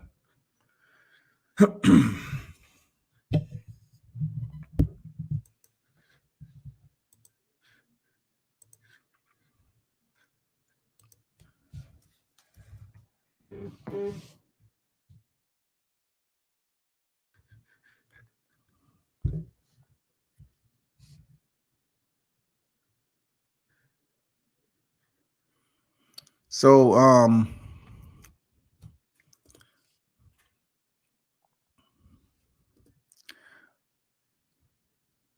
UFC 20 is having a play-by-play with Neil Magny, but I wasn't even covering the fight, but I may just cover the fight. I know people are at work. You know what I'm saying? Let me see where they at on this fight card. I might cover how many fights they have left. 1, 2, 3, 4, 5, 6, 7, 8, 9. They have like 10. That's the one thing about UFC. They be having some loaded cards. I mean, loaded as in bodies. This one's not loaded too much with, top tier fights, but that's the UFC, man. That's MMA in general. Let me go over here and check this shit out. Let me see. Tell me. Is this what I want to see live? Neil Magny, shout out to you. Michael Chiesa. So who we have on deck? We have Figueiredo and Rivera. And hold on for a second.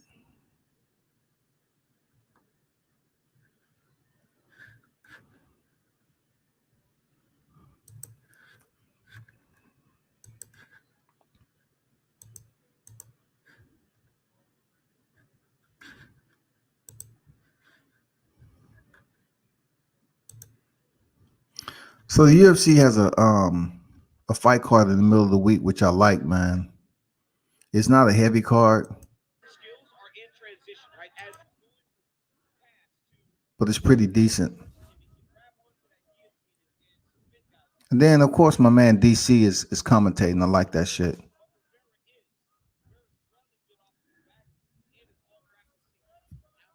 So Rivera is on his back right now. You know, he has a body lock from the bottom position. Neil Magny is on top, long, lanky. You know what I'm saying? Up there, team elevation, very tall fighter. So I'm not sure who's watching it. It's okay, but I'm going to transition into covering the UFC card because that's all I have from the boxing. You know, so we have Figueiredo. I mean, what I'm talking about, Neil Magny. I'm looking at a picture. Neil Magny isn't until the main event. My bag. I'm up here reading something and commentating on the fight at the same time. So if you're looking at the fight, man, Figueiredo is in the yellow trunks and Rivera's in the black. So I don't like to put in the orthodox southpaw because it is mixed martial arts. But right now, Rivera is fighting from the southpaw stance and orthodox from Figueiredo. The fight is clinched right now. You know, Rivera attempted an inside leg trip. Nice switch out right there up against the cage and separated from Figueiredo. Oh, man, a hard outside leg kick by Rivera. He didn't even check that. Figueiredo didn't even check that kick. Oh, he went high. He would have did it. He just kicked him too high, though. He just kicked too high and went over the top of his head. So Rivera shoots in. He has a single. He's still working it. Stand position, driving. He has the left single. Now he switches to a double. And the round ends. That's good work from Rivera. Good work. He was going the wrong way. He didn't know which corner he was in. But yeah, I'm going to cover this fight, man. You know what I'm saying? You know, it's always good to cover the UFC cards. You know, I agree, Mike. It will be an upset, believe it or not. I'm going to switch my title.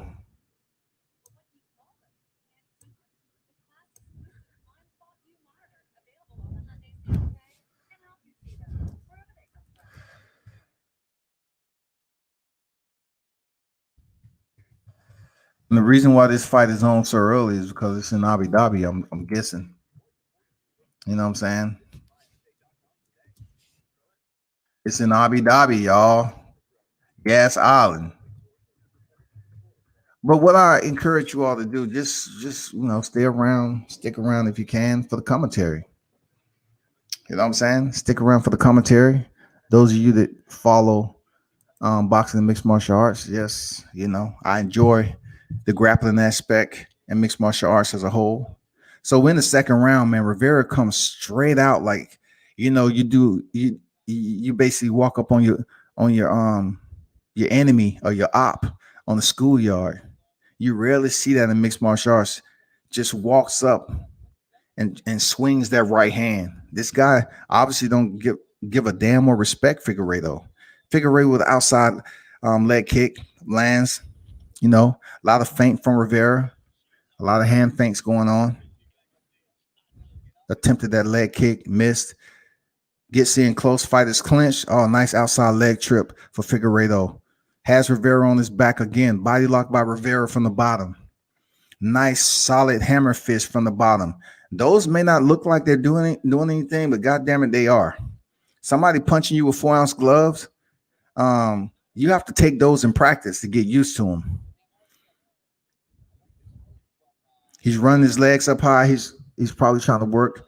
Okay, switch his hips out. It seemed like he was trying to, work for an underhook.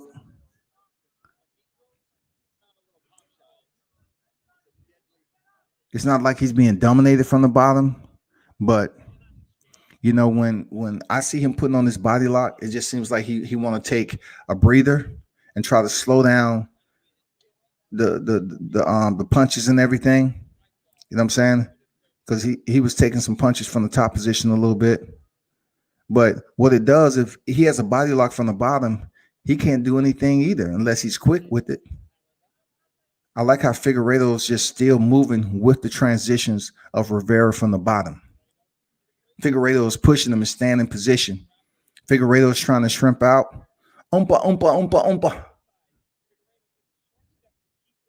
And Figueiredo is on him like white on rice, like a blanket to a goddamn mattress. He ain't letting up. He's holding on to the fence, though. Ref didn't see that shit. Oh, hard shot from the top for Figueiredo. Rivera has pretty good stand-up, man, but his ground game, working off his back, he needs work on that. He just needs work in wrist control. You know what I'm saying? Working on his base.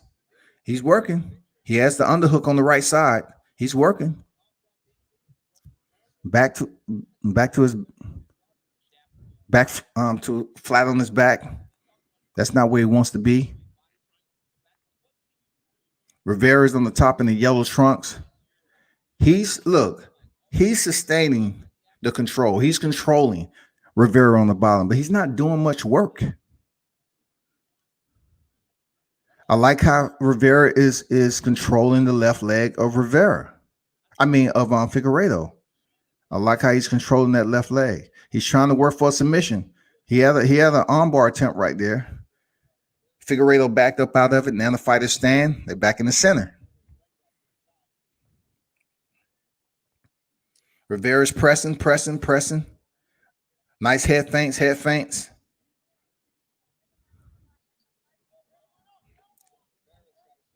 Rivera is still not cautious about coming in after being taken down and being on his back most of this round. Figueiredo clinches him up against the cage again. Both fighters have the body lock. Rivera reverses it. Rivera reverses the body lock. Knees to the body. Knees to the thigh. Foot stomps. He's trying anything and everything. Figueiredo separates. Push him off. Fighters reset. Hard right hand lands by Rivera. Figueiredo is a more poised fighter in my opinion, but the more active fighter is Rivera. Oh, he tried to go for that high kick again. Too high. Rivera tried to go for that high kick again. Cleanly over the head, easily. He need to shorten that up. Just go for a body kick. Go for the body kick. Mid-level body kick 2 or 3 times and then go for the head kick. 30 seconds remaining in the second round.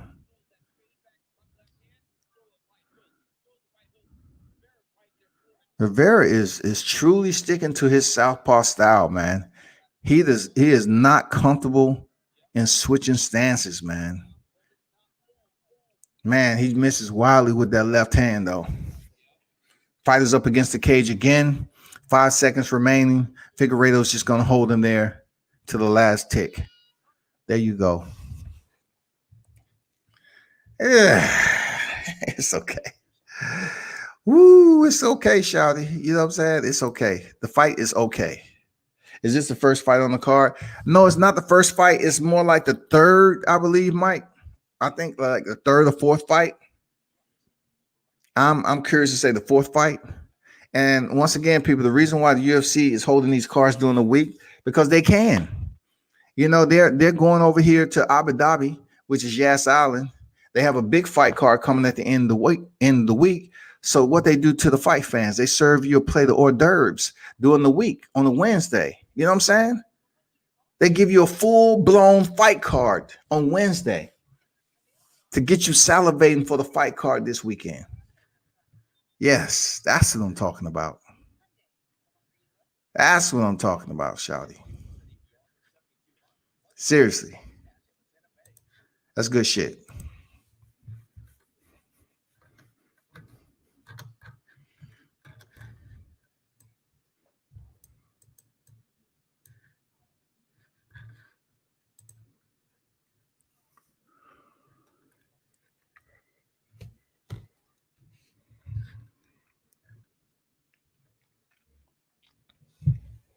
January 23rd this weekend, UFC 257 Poirier versus McGregor 2. We are in the third and final round, people.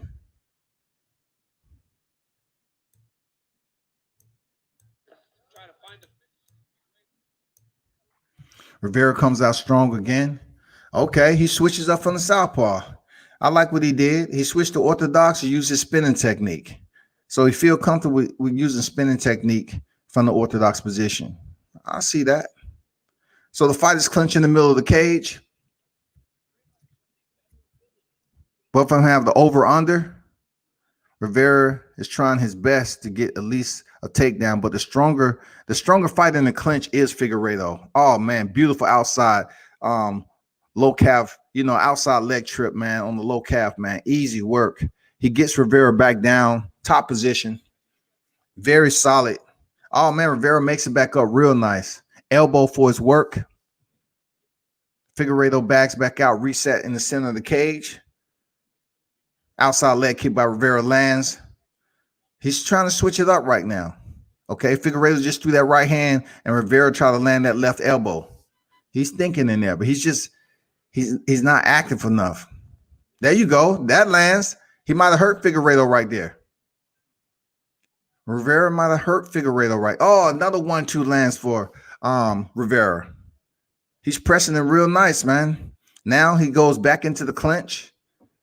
Put the seatbelt on. Hey, he really don't care, I guess. You know what I'm saying? 3 minutes remaining in the fight. This is Figueiredo in the yellow, Rivera in the black. The fight's up against the cage. Rivera cross faces Figueiredo to create space. Try to get his ass off of him against the cage. Figueiredo is just holding on, stalling time, bro. Oh, man, Rivera drops down to a double, changes to a single, takes the back. Let's see if he's able to get something out of this. Oh, he changes it and goes off to the side for a knee to the head. Beautiful, beautiful thought process right there. He had his opponent leaning over heavy to avoid having his back taken, and he slid off the left side and landed some knees up top. That's good, solid work right there. Shoulder strikes from Rivera in the clinch. And this guy has a damn game where he's switching shit up. Wow. Figueiredo eases out the back door, man, and partially takes the back of Rivera. He might get the takedown again. Figueiredo is strong in the clinch, man. Oh, no. You try to pull guard Rivera. I mean, you're just being a little sloppy right now. It's not even enough space for you to do that. But I understand he's in desperate mode right now. 1:35 remaining. Rivera comes off the cage, lands the left elbow. Figueiredo's return with a left hand. Pushes him up against the cage. Oh, nice solid elbow by Figueiredo. Oh, another elbow. They throwing down 1:20 remaining in the fight. Rivera pushes forward. Nice slip by Figueiredo. Figueiredo changes level. Taking punches to the head. Rivera's coming on strong. Rivera's coming on strong with his punches. Rivera's pushed up against the cage. The fighter's in the clinch once more. 58 seconds remaining in the fight. Rivera's trying his best to put in that work. Oh, man, he gets in close and let his hands go. Mano a mano. It's a firefight going on. These fighters are throwing punches. Figueiredo pushes him off and try to come over with a right elbow. Rivera steps back in and lands his own right hand. Now he tries a wizard. Bad move, Rivera. Bad move. Bad move. Now Figueiredo, if he gets out this headlock, he will have back control. He does. He slips out the headlock. Now Rivera attempts to turn into him. He does. Now Figueiredo is finally seated. Rivera goes to work landing punches from the top position. Good shit. They really throwing down. 10 seconds remain in the fight. That's good shit right here. You know what I'm saying? I'm curious to know who won that, man, because Rivera is a more active fighter. Oh, man. Figueiredo gets another takedown. I'm curious to know how they're going to grade those takedowns, man. Because in mixed martial arts, according to who's judging, they treat takedowns like you knocking cats down on one knee, man. Like if you're getting takedowns, that shit damn near count as a 10-8 and a half round. You know what I'm saying? Not so much a 10-8 round, but maybe a 10-8 and a half. That was a good fight, though, in the end. Shit. That was a good fight. Yeah, it's solid work, man. That was a good fight right there. That's a good fight. I don't know who follows. I know Mike does, but for the other people who's tuned in for mixed martial arts, right? Understand, like when it comes to Southpaw Orthodox, you can switch stands. Fighters can switch stands how they feel like. It doesn't matter. It's all about what they feel comfortable with, and also it's up to what strikes they plan on landing. Some fighters, their strong leg, they stick to their side. You know what I'm saying? They heavy on the lead, so they can, you know, their strongest leg might be their right leg. You know what I'm saying? So they come out in the orthodox, they want to land those kicks, those power kicks from their right leg. Or Figueiredo won. Damn, Figueiredo won. I thought he did the most work, but Figueiredo won. You know what I'm saying? That's good shit. But the fighter might switch up if he's good with both legs, or just that one leg, he might switch to the southpaw position. But instead of him throwing kicks with his power leg, he might use what is his rear leg in the orthodox position and just lead with some solid lead kicks with his right leg. So it's just like the jab. In the southpaw position, your jab is going to be your right hand. You know what I'm saying? If you're in the orthodox, your jab should be your left hand, right? In mixed martial arts, somebody might want to use their rear leg for their power kicks because they feel comfortable.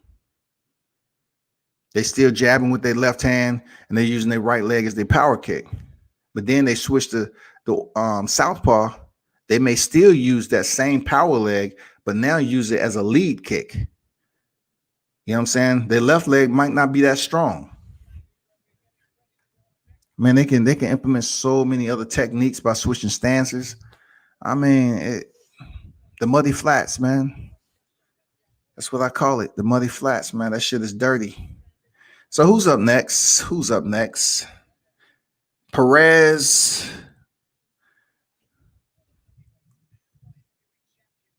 These are the big boys right here. I don't know what they cardio looking like, Shawty. These motherfuckers look like they've been pressing 315 for 15. For real. They're like they've been repping 315 for 15. God damn, no spot, god damn it. I was just about to say, he fighting Cannonier? Shit. These light heavyweight or heavyweight? What are we looking at? Middleweight? These might be middleweights.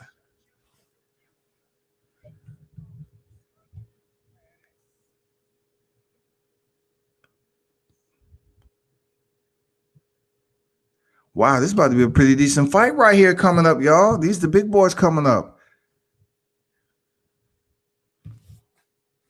Let me go back a little bit. They said this dude was a champion. I think I went back too far. I did.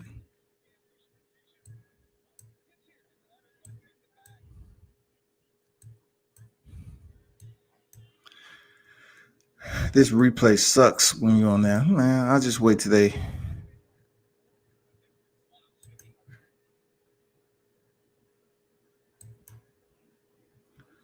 I'll just wait.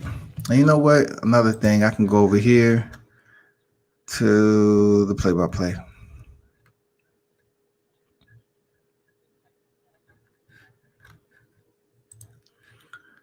If you're in the building, hit that like button for me. You know what I'm saying? You choose to donate to the channel, do that. I transitioned over to mixed martial arts because the fight was absolutely, a fight card was on. So definitely would like to touch on that.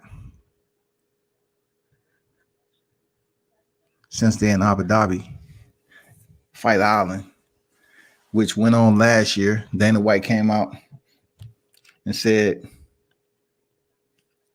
and they had a UFC fighter die of COVID-19. Wow. Let me see. They had a damn UFC fighter die of COVID-19. Oh, early UFC fighter. Okay. Hey, we're in between intermission. So stand by. We're waiting for the next fight to come on deck.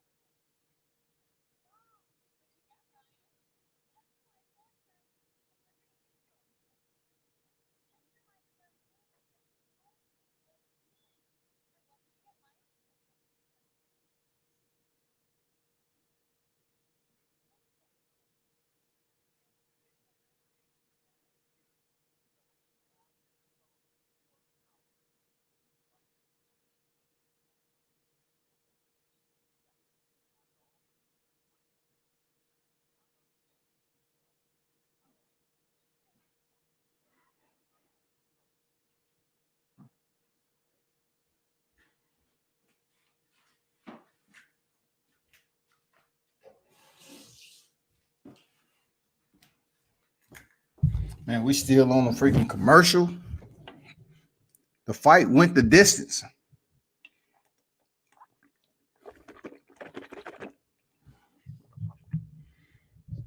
Okay, why we in commercial? On commercial, brother. It's a woman out there that filed suit against McGregor for millions. I'll speak about that later, but of course, Gregor has shit pending. You know what I'm saying? McGregor has shit pending, man, for that alleged assault case he had out there and all that. But it's saying that a woman files multi-million-dollar personal injury lawsuit against Conor McGregor. The lawyer confirmed. And I'll get back to that. So hold on.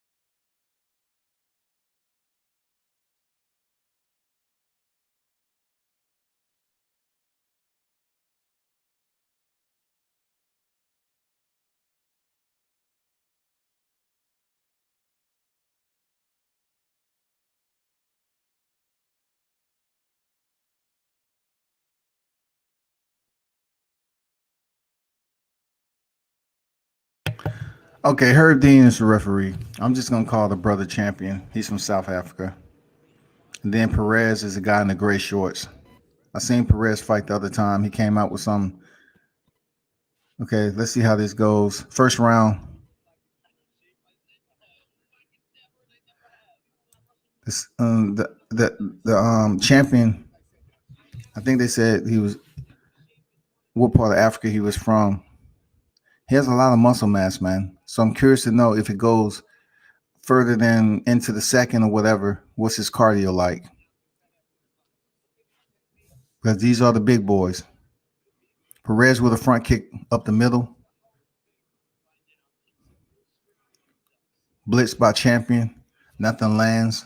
Perez is a taller fighter. Why they're squared up in front of one another. I can see something from champion. Champion is, he has the chin tucked and everything, but also he's lowering his body. So, he's taking away from his height in general for striking. Both fighters are parrying. Oh, he rushes in, man. Brute strength right there from champion. Oh my God. This dude has some strength. He rushes in and let go about 8 punches. None of them landed, but the cage is right there, right? So when you're going straight back lineal to avoid punches, you're going to run into the cage. This guy forces Perez up against the cage, man, and literally goes in, changes level for a double leg. His opponent defends it pretty decent, and champion, the African, picks him up and slams on his head. This mug has been benching 315 for 15, dog. Oh, hard elbows from the top from champion. This dude, he looked like he has some legitimate strength, but it's the first round so far, right? So we always got to factor that in. First round. Slides his hand in there. Look like he's trying to work for a can opener from the top position.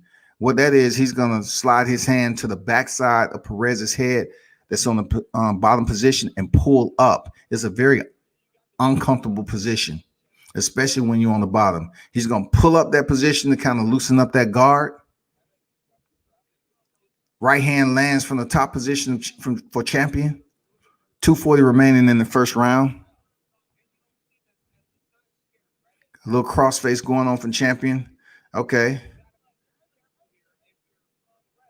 Rubber guard from the bottom from Perez trying to work for a submission. Oh, man, he has his leg on the inside. He's going to pull down on the head and try to go for this choke from the top position. Let's see if champion defends it. That foot is in the throat of champion. He seems to be okay. So now he runs it up for a triangle. Okay, he's good. He slides through. Champion still on top. Perez on bottom. Champion, he's not really landing any shots from the top, but he's showing he has strength, though. He is a stronger fighter.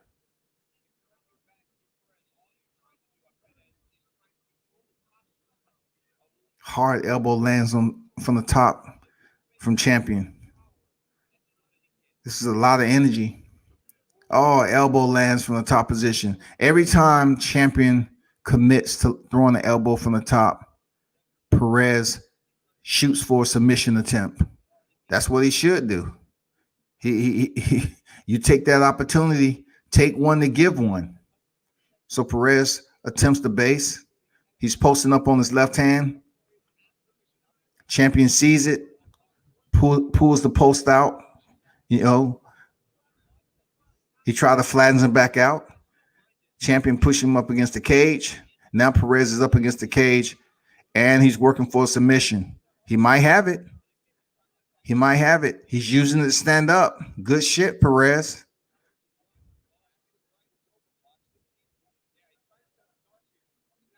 It looked like he's working for a Dars. Okay, champion strong, man. He got out of that. Fighters clinch up against the cage once again. That took a lot of energy. Let's see who has the better cardio, man. This has been a grueling first round, man. 30 seconds remaining in the first. These are the big boys on deck. Perez changes levels.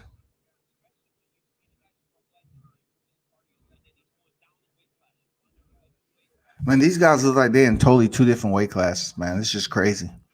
The frame of both fighters, man. One is extremely muscular, and the other one just looks like, he's a damn pugilist. Let's see what works out. All those muscles he got, man, takes oxygen. Oh, spinning heel kick barely misses. Oh my God, that was the perfect time. Listen, people, Perez threw a spinning heel kick, right? That was the perfect time to do it. Why? Because Champion was up against the cage and he couldn't go anywhere. It's the same thing that Vitor Belfort did to Luke Rockhold.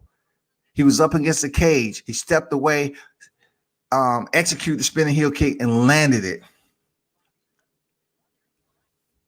But the only thing about Champion, he didn't get hit with this. You know what I'm saying? It could have been an exact replay of Vitor Belfort and Luke Rockhold. Luke Rockhold was hurt, though. Not so much this fight right here. Man, that was nice. That shit was nice. He knew his opponent couldn't go anywhere. It was near the end of the round. So he just backed up, created space, spin, and the kick went over his head. It would have knocked him out. I truly believe it. If it would have landed, he would have lowered the elevation of it, the height of the kick. He probably would have stopped. He probably would have stopped this fight, man. Second round on deck, people.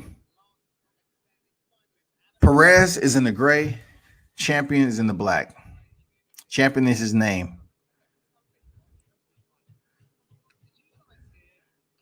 He's faking the kick. Perez lands a right high kick. Champion looked like he's been motherfucking bodybuilding or something. But he has explosiveness, though. You know what I'm saying? He's very explosive with his punches. I give him that. Like I said, I'm not sure how he's going to look if this fight continues to be as grueling as it is heading to the. Oh, he catches him. He catches him. Perez catches Champion and knocks him down. He catches him with a right out the pocket. It was sneaky, too. See, I believe Champion's getting tired with all that muscle. All that muscle, man, that shit is heavy to carry, dog. Look, if you're looking at this, look at the quads on this African. Look at the quads. This is a bodybuilder turned fighter. Oh, he catches Perez with a right hand and knocks him down right after he was caught. He got to be careful. Triangle attempt, armbar attempt. He's not letting go. Okay, Champion. He does what he has to do. Defend it, goes into side control. Good shit. Punches from the bottom from Champion.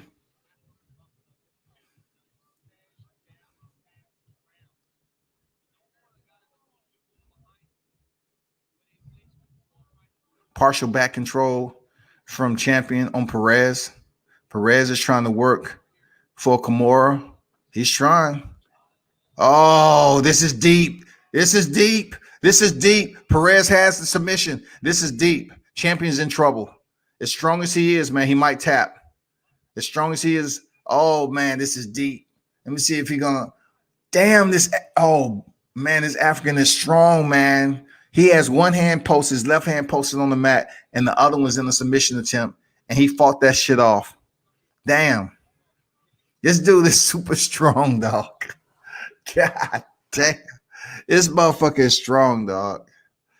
To be that deep on a submission when your opponent has a 2-on-1 from the bottom and your head, Champion's head, was on the canvas defending with his left hand posted, and he was able to get out of it. That's a strong man right there. Serious, that dude is strong. He might be indeed benching 315 for 15. Perez is on his back once again. Champion on top, man. The only thing I say about Champion, he's on top, but he's not really doing any damage. He's not throwing any punches. Now he's in side control. Now he can do some work. Champion's in side control. Perez still flat on his back. 1:45 remaining in the second round.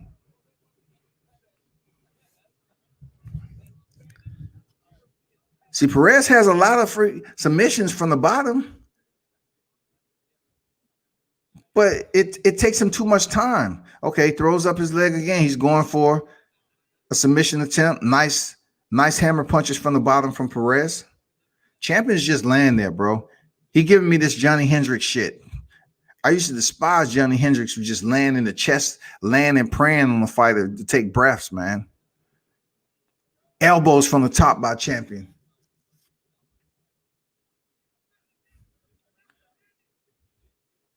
I bet he's a hell of a sparring partner to have. I ain't gonna lie. This champion dude from Africa, I bet he's a hell of a sparring partner because this dude is strong. He's bona fide strong, dog. I'm not sure how far he's gonna go in the UFC. He's going to lose some of that muscle if he wants to, think about going 5 rounds. Hammer shots from the bottom from champion. Perez is keeping close. Mouthpiece is out. See, Perez spits out his mouthpiece so the fight can be stopped. But the referee just picks it up and he continued to get this beating from champion. 20 seconds remaining in the fight. He said, I'm not going to stop that. I'm not going to break y'all. Okay, Perez is bleeding. So those elbows from the top are landing because he's cut. Oh, man, 3-4 elbows from the top position, the champion. Cuts Perez open. Perez is cut pretty good. He's bleeding all over the place, man. It's an okay fight. You know what I'm saying? It's an okay fight. What's going on, strapped up, Sammy? I haven't seen you in a minute, man. What you been up to, bro? Haven't seen you in a minute. Everything cool? You good? Appreciate you pulling up, man. I think you work on music too, right? If I'm not mistaken.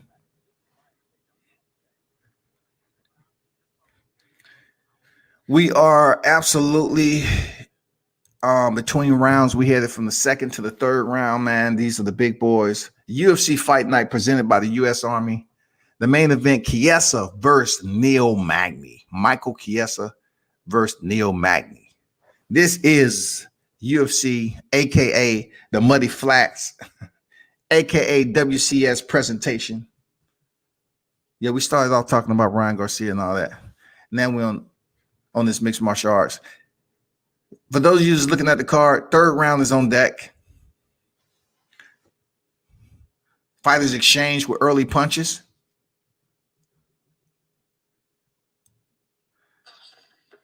Oh, Perez tried another spinning kick again, man. Champion made him pay for it. Perez is talking to him like, come on, let's go. That's usually saying, you don't cut me up and everything, but I'm going to stay right here in the pocket and let you know. So knees on the inside by Perez, man. He has the underhook. Neither fighter is doing too much in the clinch.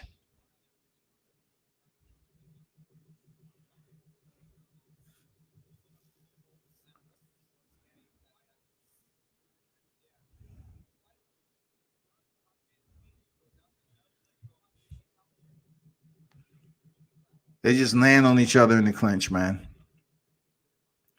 See, a fight like this can happen. As long as their fighting is good, they'll be called back. They'll come back to the UFC. Dana continue to put them on the undercard and stuff and have them fight. Okay, nice solid knees from the outside from Perez. Champions controlling the wrist. He could be throwing that right knee up the middle. Okay, spinning technique attempted by Perez.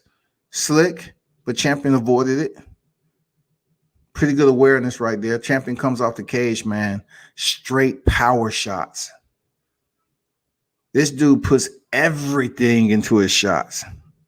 Everything. Every fiber.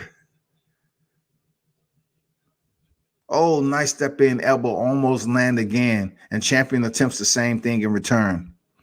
Oh, it's getting wild now. Champion is tiring out pretty good. With 2 minutes and 55 seconds remaining in the fight, Perez can take control of this fight. He just needs to get Champion down. Because Champion is gassed a bit. As long as they just stand up against the cage, you're allowing Champion to rest.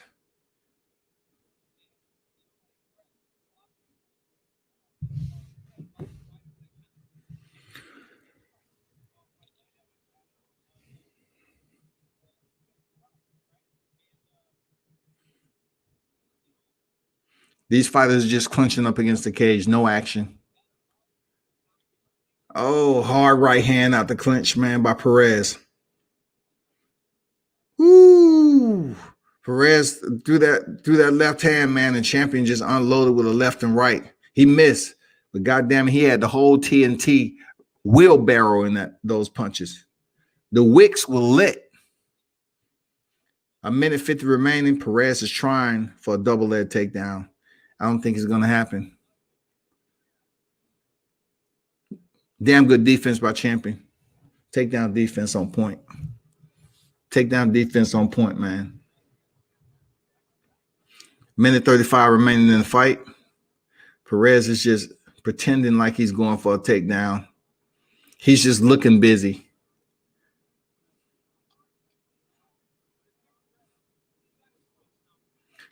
You're going to have to lock your hands. You're not doing anything except stand right there, post it.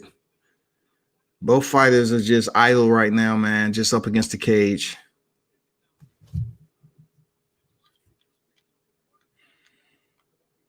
A minute remaining in the fight, man.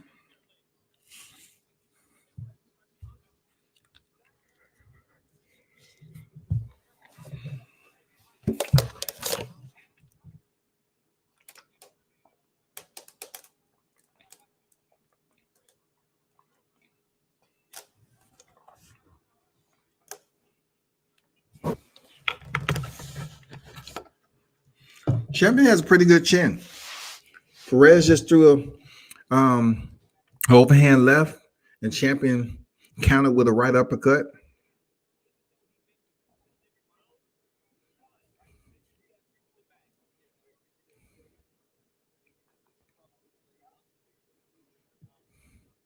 $15 seconds remaining. Serious. 15 seconds remaining, and now Champion throws a low blow. See, we all know what that's about. That's tired right there. You need a break. 10 seconds remaining. Perez just walking. Champion, he's moving, running. Perez tries another high kick. He lands it. Oh, shit. Oh, Champion gets another takedown. Damn. He lands the kick, though. He might have had him stunned, but Champion pulls this out, in my opinion.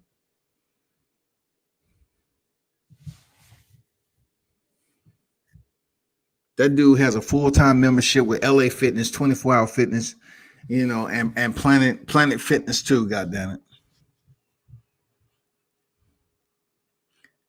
I think the only other fighter I seen that came in jacked up like that was in the UFC at one point in time, I believe, was Vitor Belfort.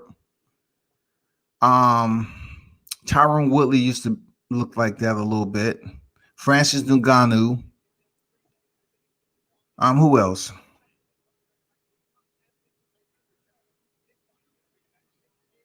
Some people say Sean Shirk, for those of you old school mixed martial art fans. But none other than Frankie. Oh my God. Frankie Randall.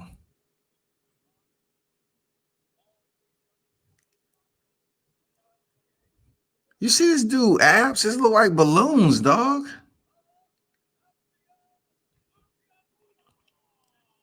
This dude have a different type of genetics, man. His abdominal bellies. He might do abs with weight. That's all he does is just do abs with weight. He might not do nothing else except extensive resistance training when he doing abs. Because his abs is like this motherfucker have gel packs in them. Flyweights up next. Flyweights is 125-pound division.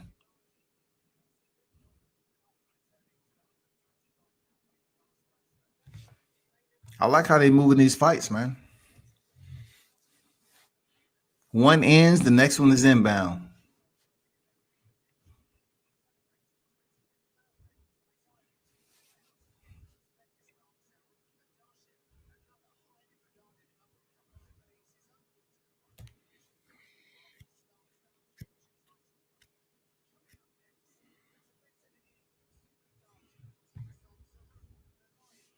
Ada Ada Chef.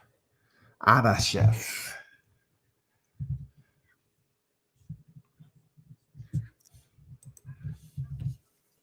D Hodges say the black guy won.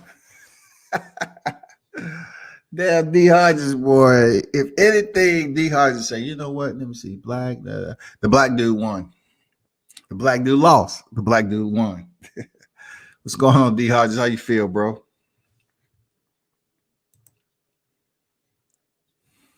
Yeah, the car's been pretty decent. Man, that dude, he has a different type of genetics, man. I don't wanna question if he's clean or not, but dude is like I can't even say he a bodybuilder because the abdominal bellies of bodybuilder isn't like that. He has damn good genetics. I think he can probably eat what he wants and still be shredded. But hopefully he's clean. That's all I can say.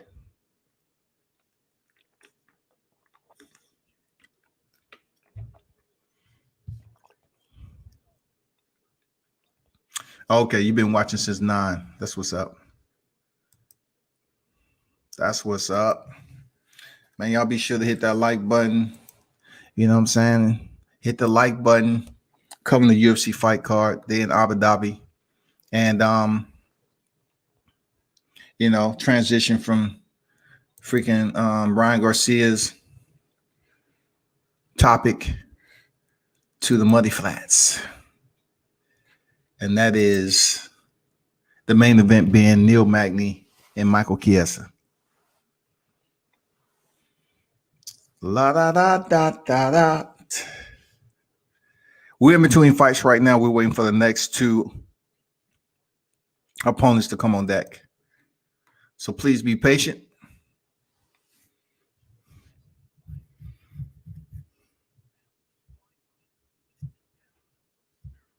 Dang, Alexander Volkanovski is facing Brian Ortega.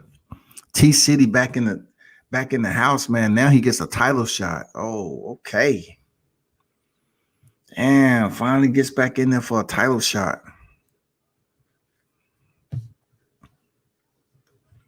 Good shit, man.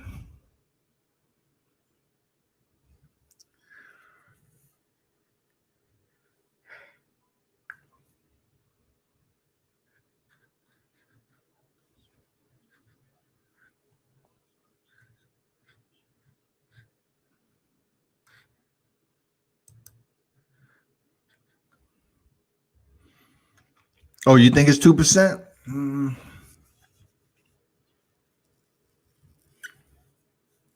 I don't know. 2% isn't safe to be contending with. It might be in the single digits. I don't know if it's 2%, but it might be in the single digits, man.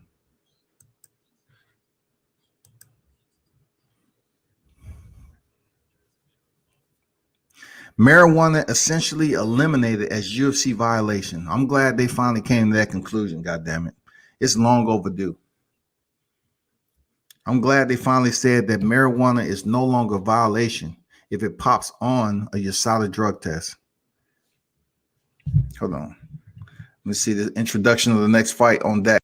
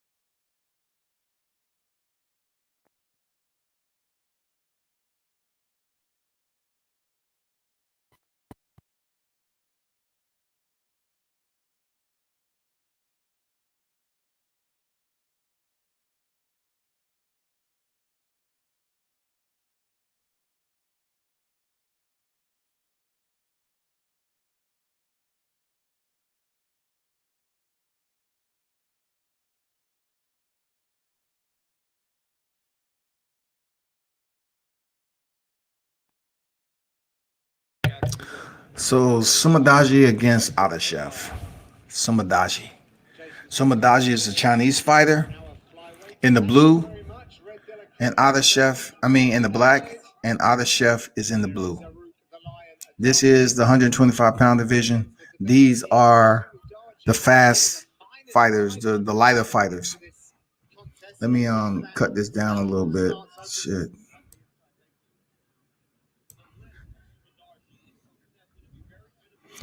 Oh man, Adeshev lands that left hand early out the gate. Look at the height of Sumadaji.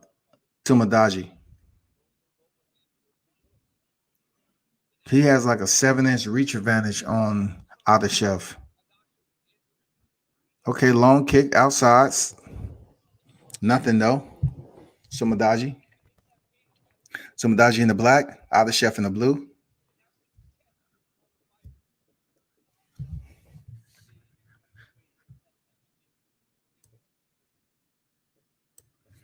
Both fighters are feigning a lot. Filling out process for the first round. Not too much going on. 4 minutes remaining. Inside leg kick by Sumadaji. Oh, nice way to switch that up. He went low the first time, high the second. Oh man, Perez just Adeshev just rushes in, man. Didn't set it up with anything, just rushes in. He could have got hit with a knee. You know what I'm saying? He could have got lit up. That's reckless. His arms just seem so short against Sumadaji.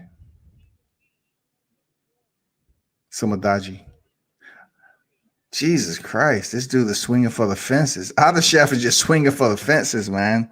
Every time Sumadaji gets close, he just lets his hand windmill. You know what I'm saying? Just turn them motherfuckers.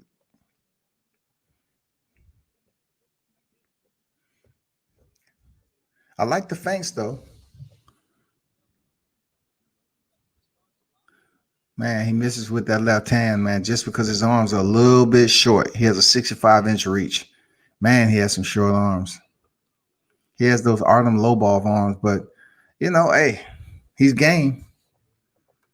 Nice inside leg kick by Sumadaji.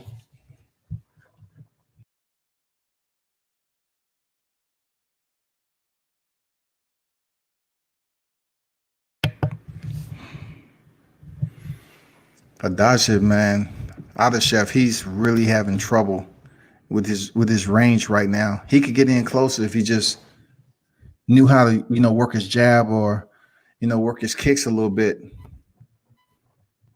I guess he's worried about the long range of Sumadaji.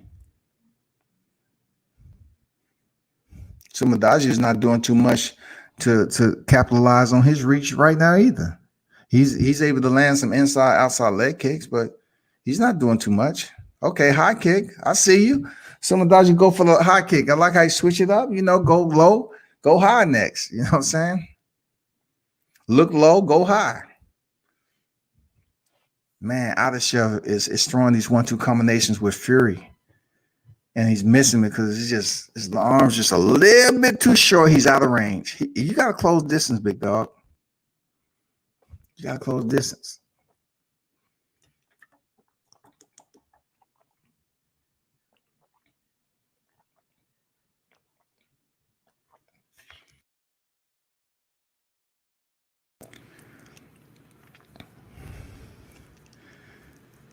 A minute 15 remaining. No one's landed significant shots this far. There you go. Adeshev finally gets in with a left to the cheek. He tries it again. So he's feinting. He's feinting in. Oh, nice right hand lands for Adeshev. Finally, he's getting close. He's damn cashing in just a little bit right now. That's what he needs to do. Because the one that has the range, all he wants to do is inside, outside leg kicks. That's it. But if Adeshev can get in close, man, there you go. He rushes in again. Let his hands fly for 2-punch combination. Man. Sumadaji just rushes in and jumps up with a left and right kick, which was just wild, erratic. Both of these guys are just, they seem like they don't have no damn plan, no strategy. Nice inside leg kick by Other Chef. Keep that shit up. Follow it up with a right hand, man.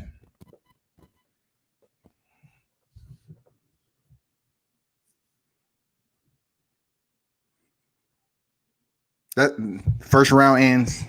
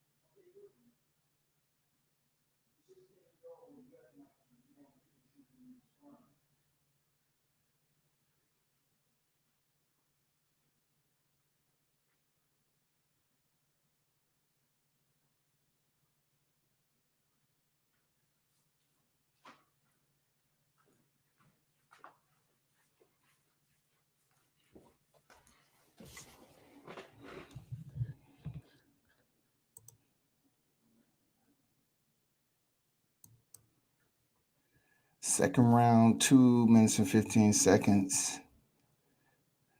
Oh, he knocks him down. Other Chef knocks him down. Finally, he gets in with those short on 65-inch reaches working right now. Man, he allowed him to get back up and just press him again. Why you didn't stay on him? Just stay active, bro. Sumadaji is just pressing. He's the taller fighter.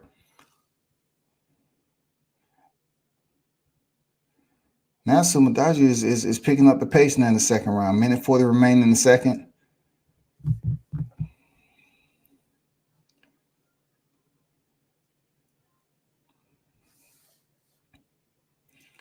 Adeshev has the. Oh, he catches him coming the way in with a right hand and drops freaking Adeshev. Both fighters have been dropped this round. Both fighters have been dropped. Adeshev. Oh, he hurts him again. Adeshev is hurt. Sumadaji hurts Adeshev once more. Approaching a minute remaining in the second round. Now the fight has picked up finally.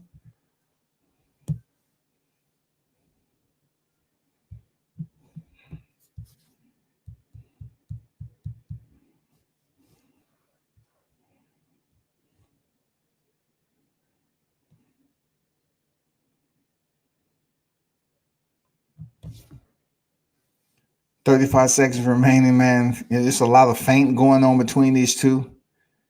A lot of waiting to counter. All that.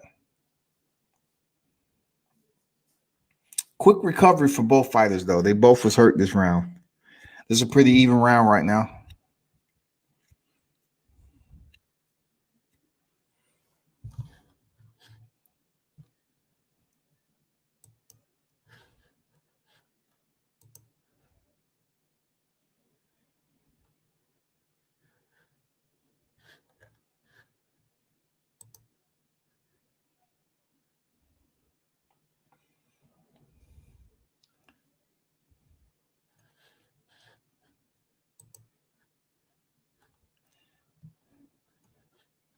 Let me see where we at on this fight card.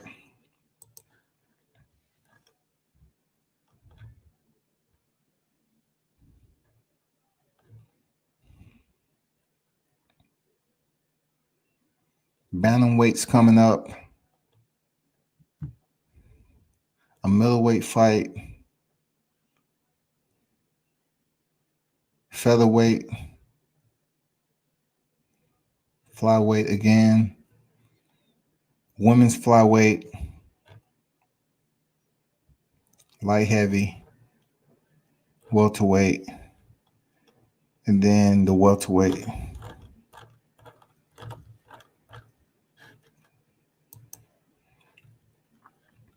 I'm going to pull back up a little bit later, y'all. I'm not going to cover this whole card because it's just certain things I got to get done. Well, turn up and tune in to World Combat Sports. Appreciate everybody for pulling up. You know what it is.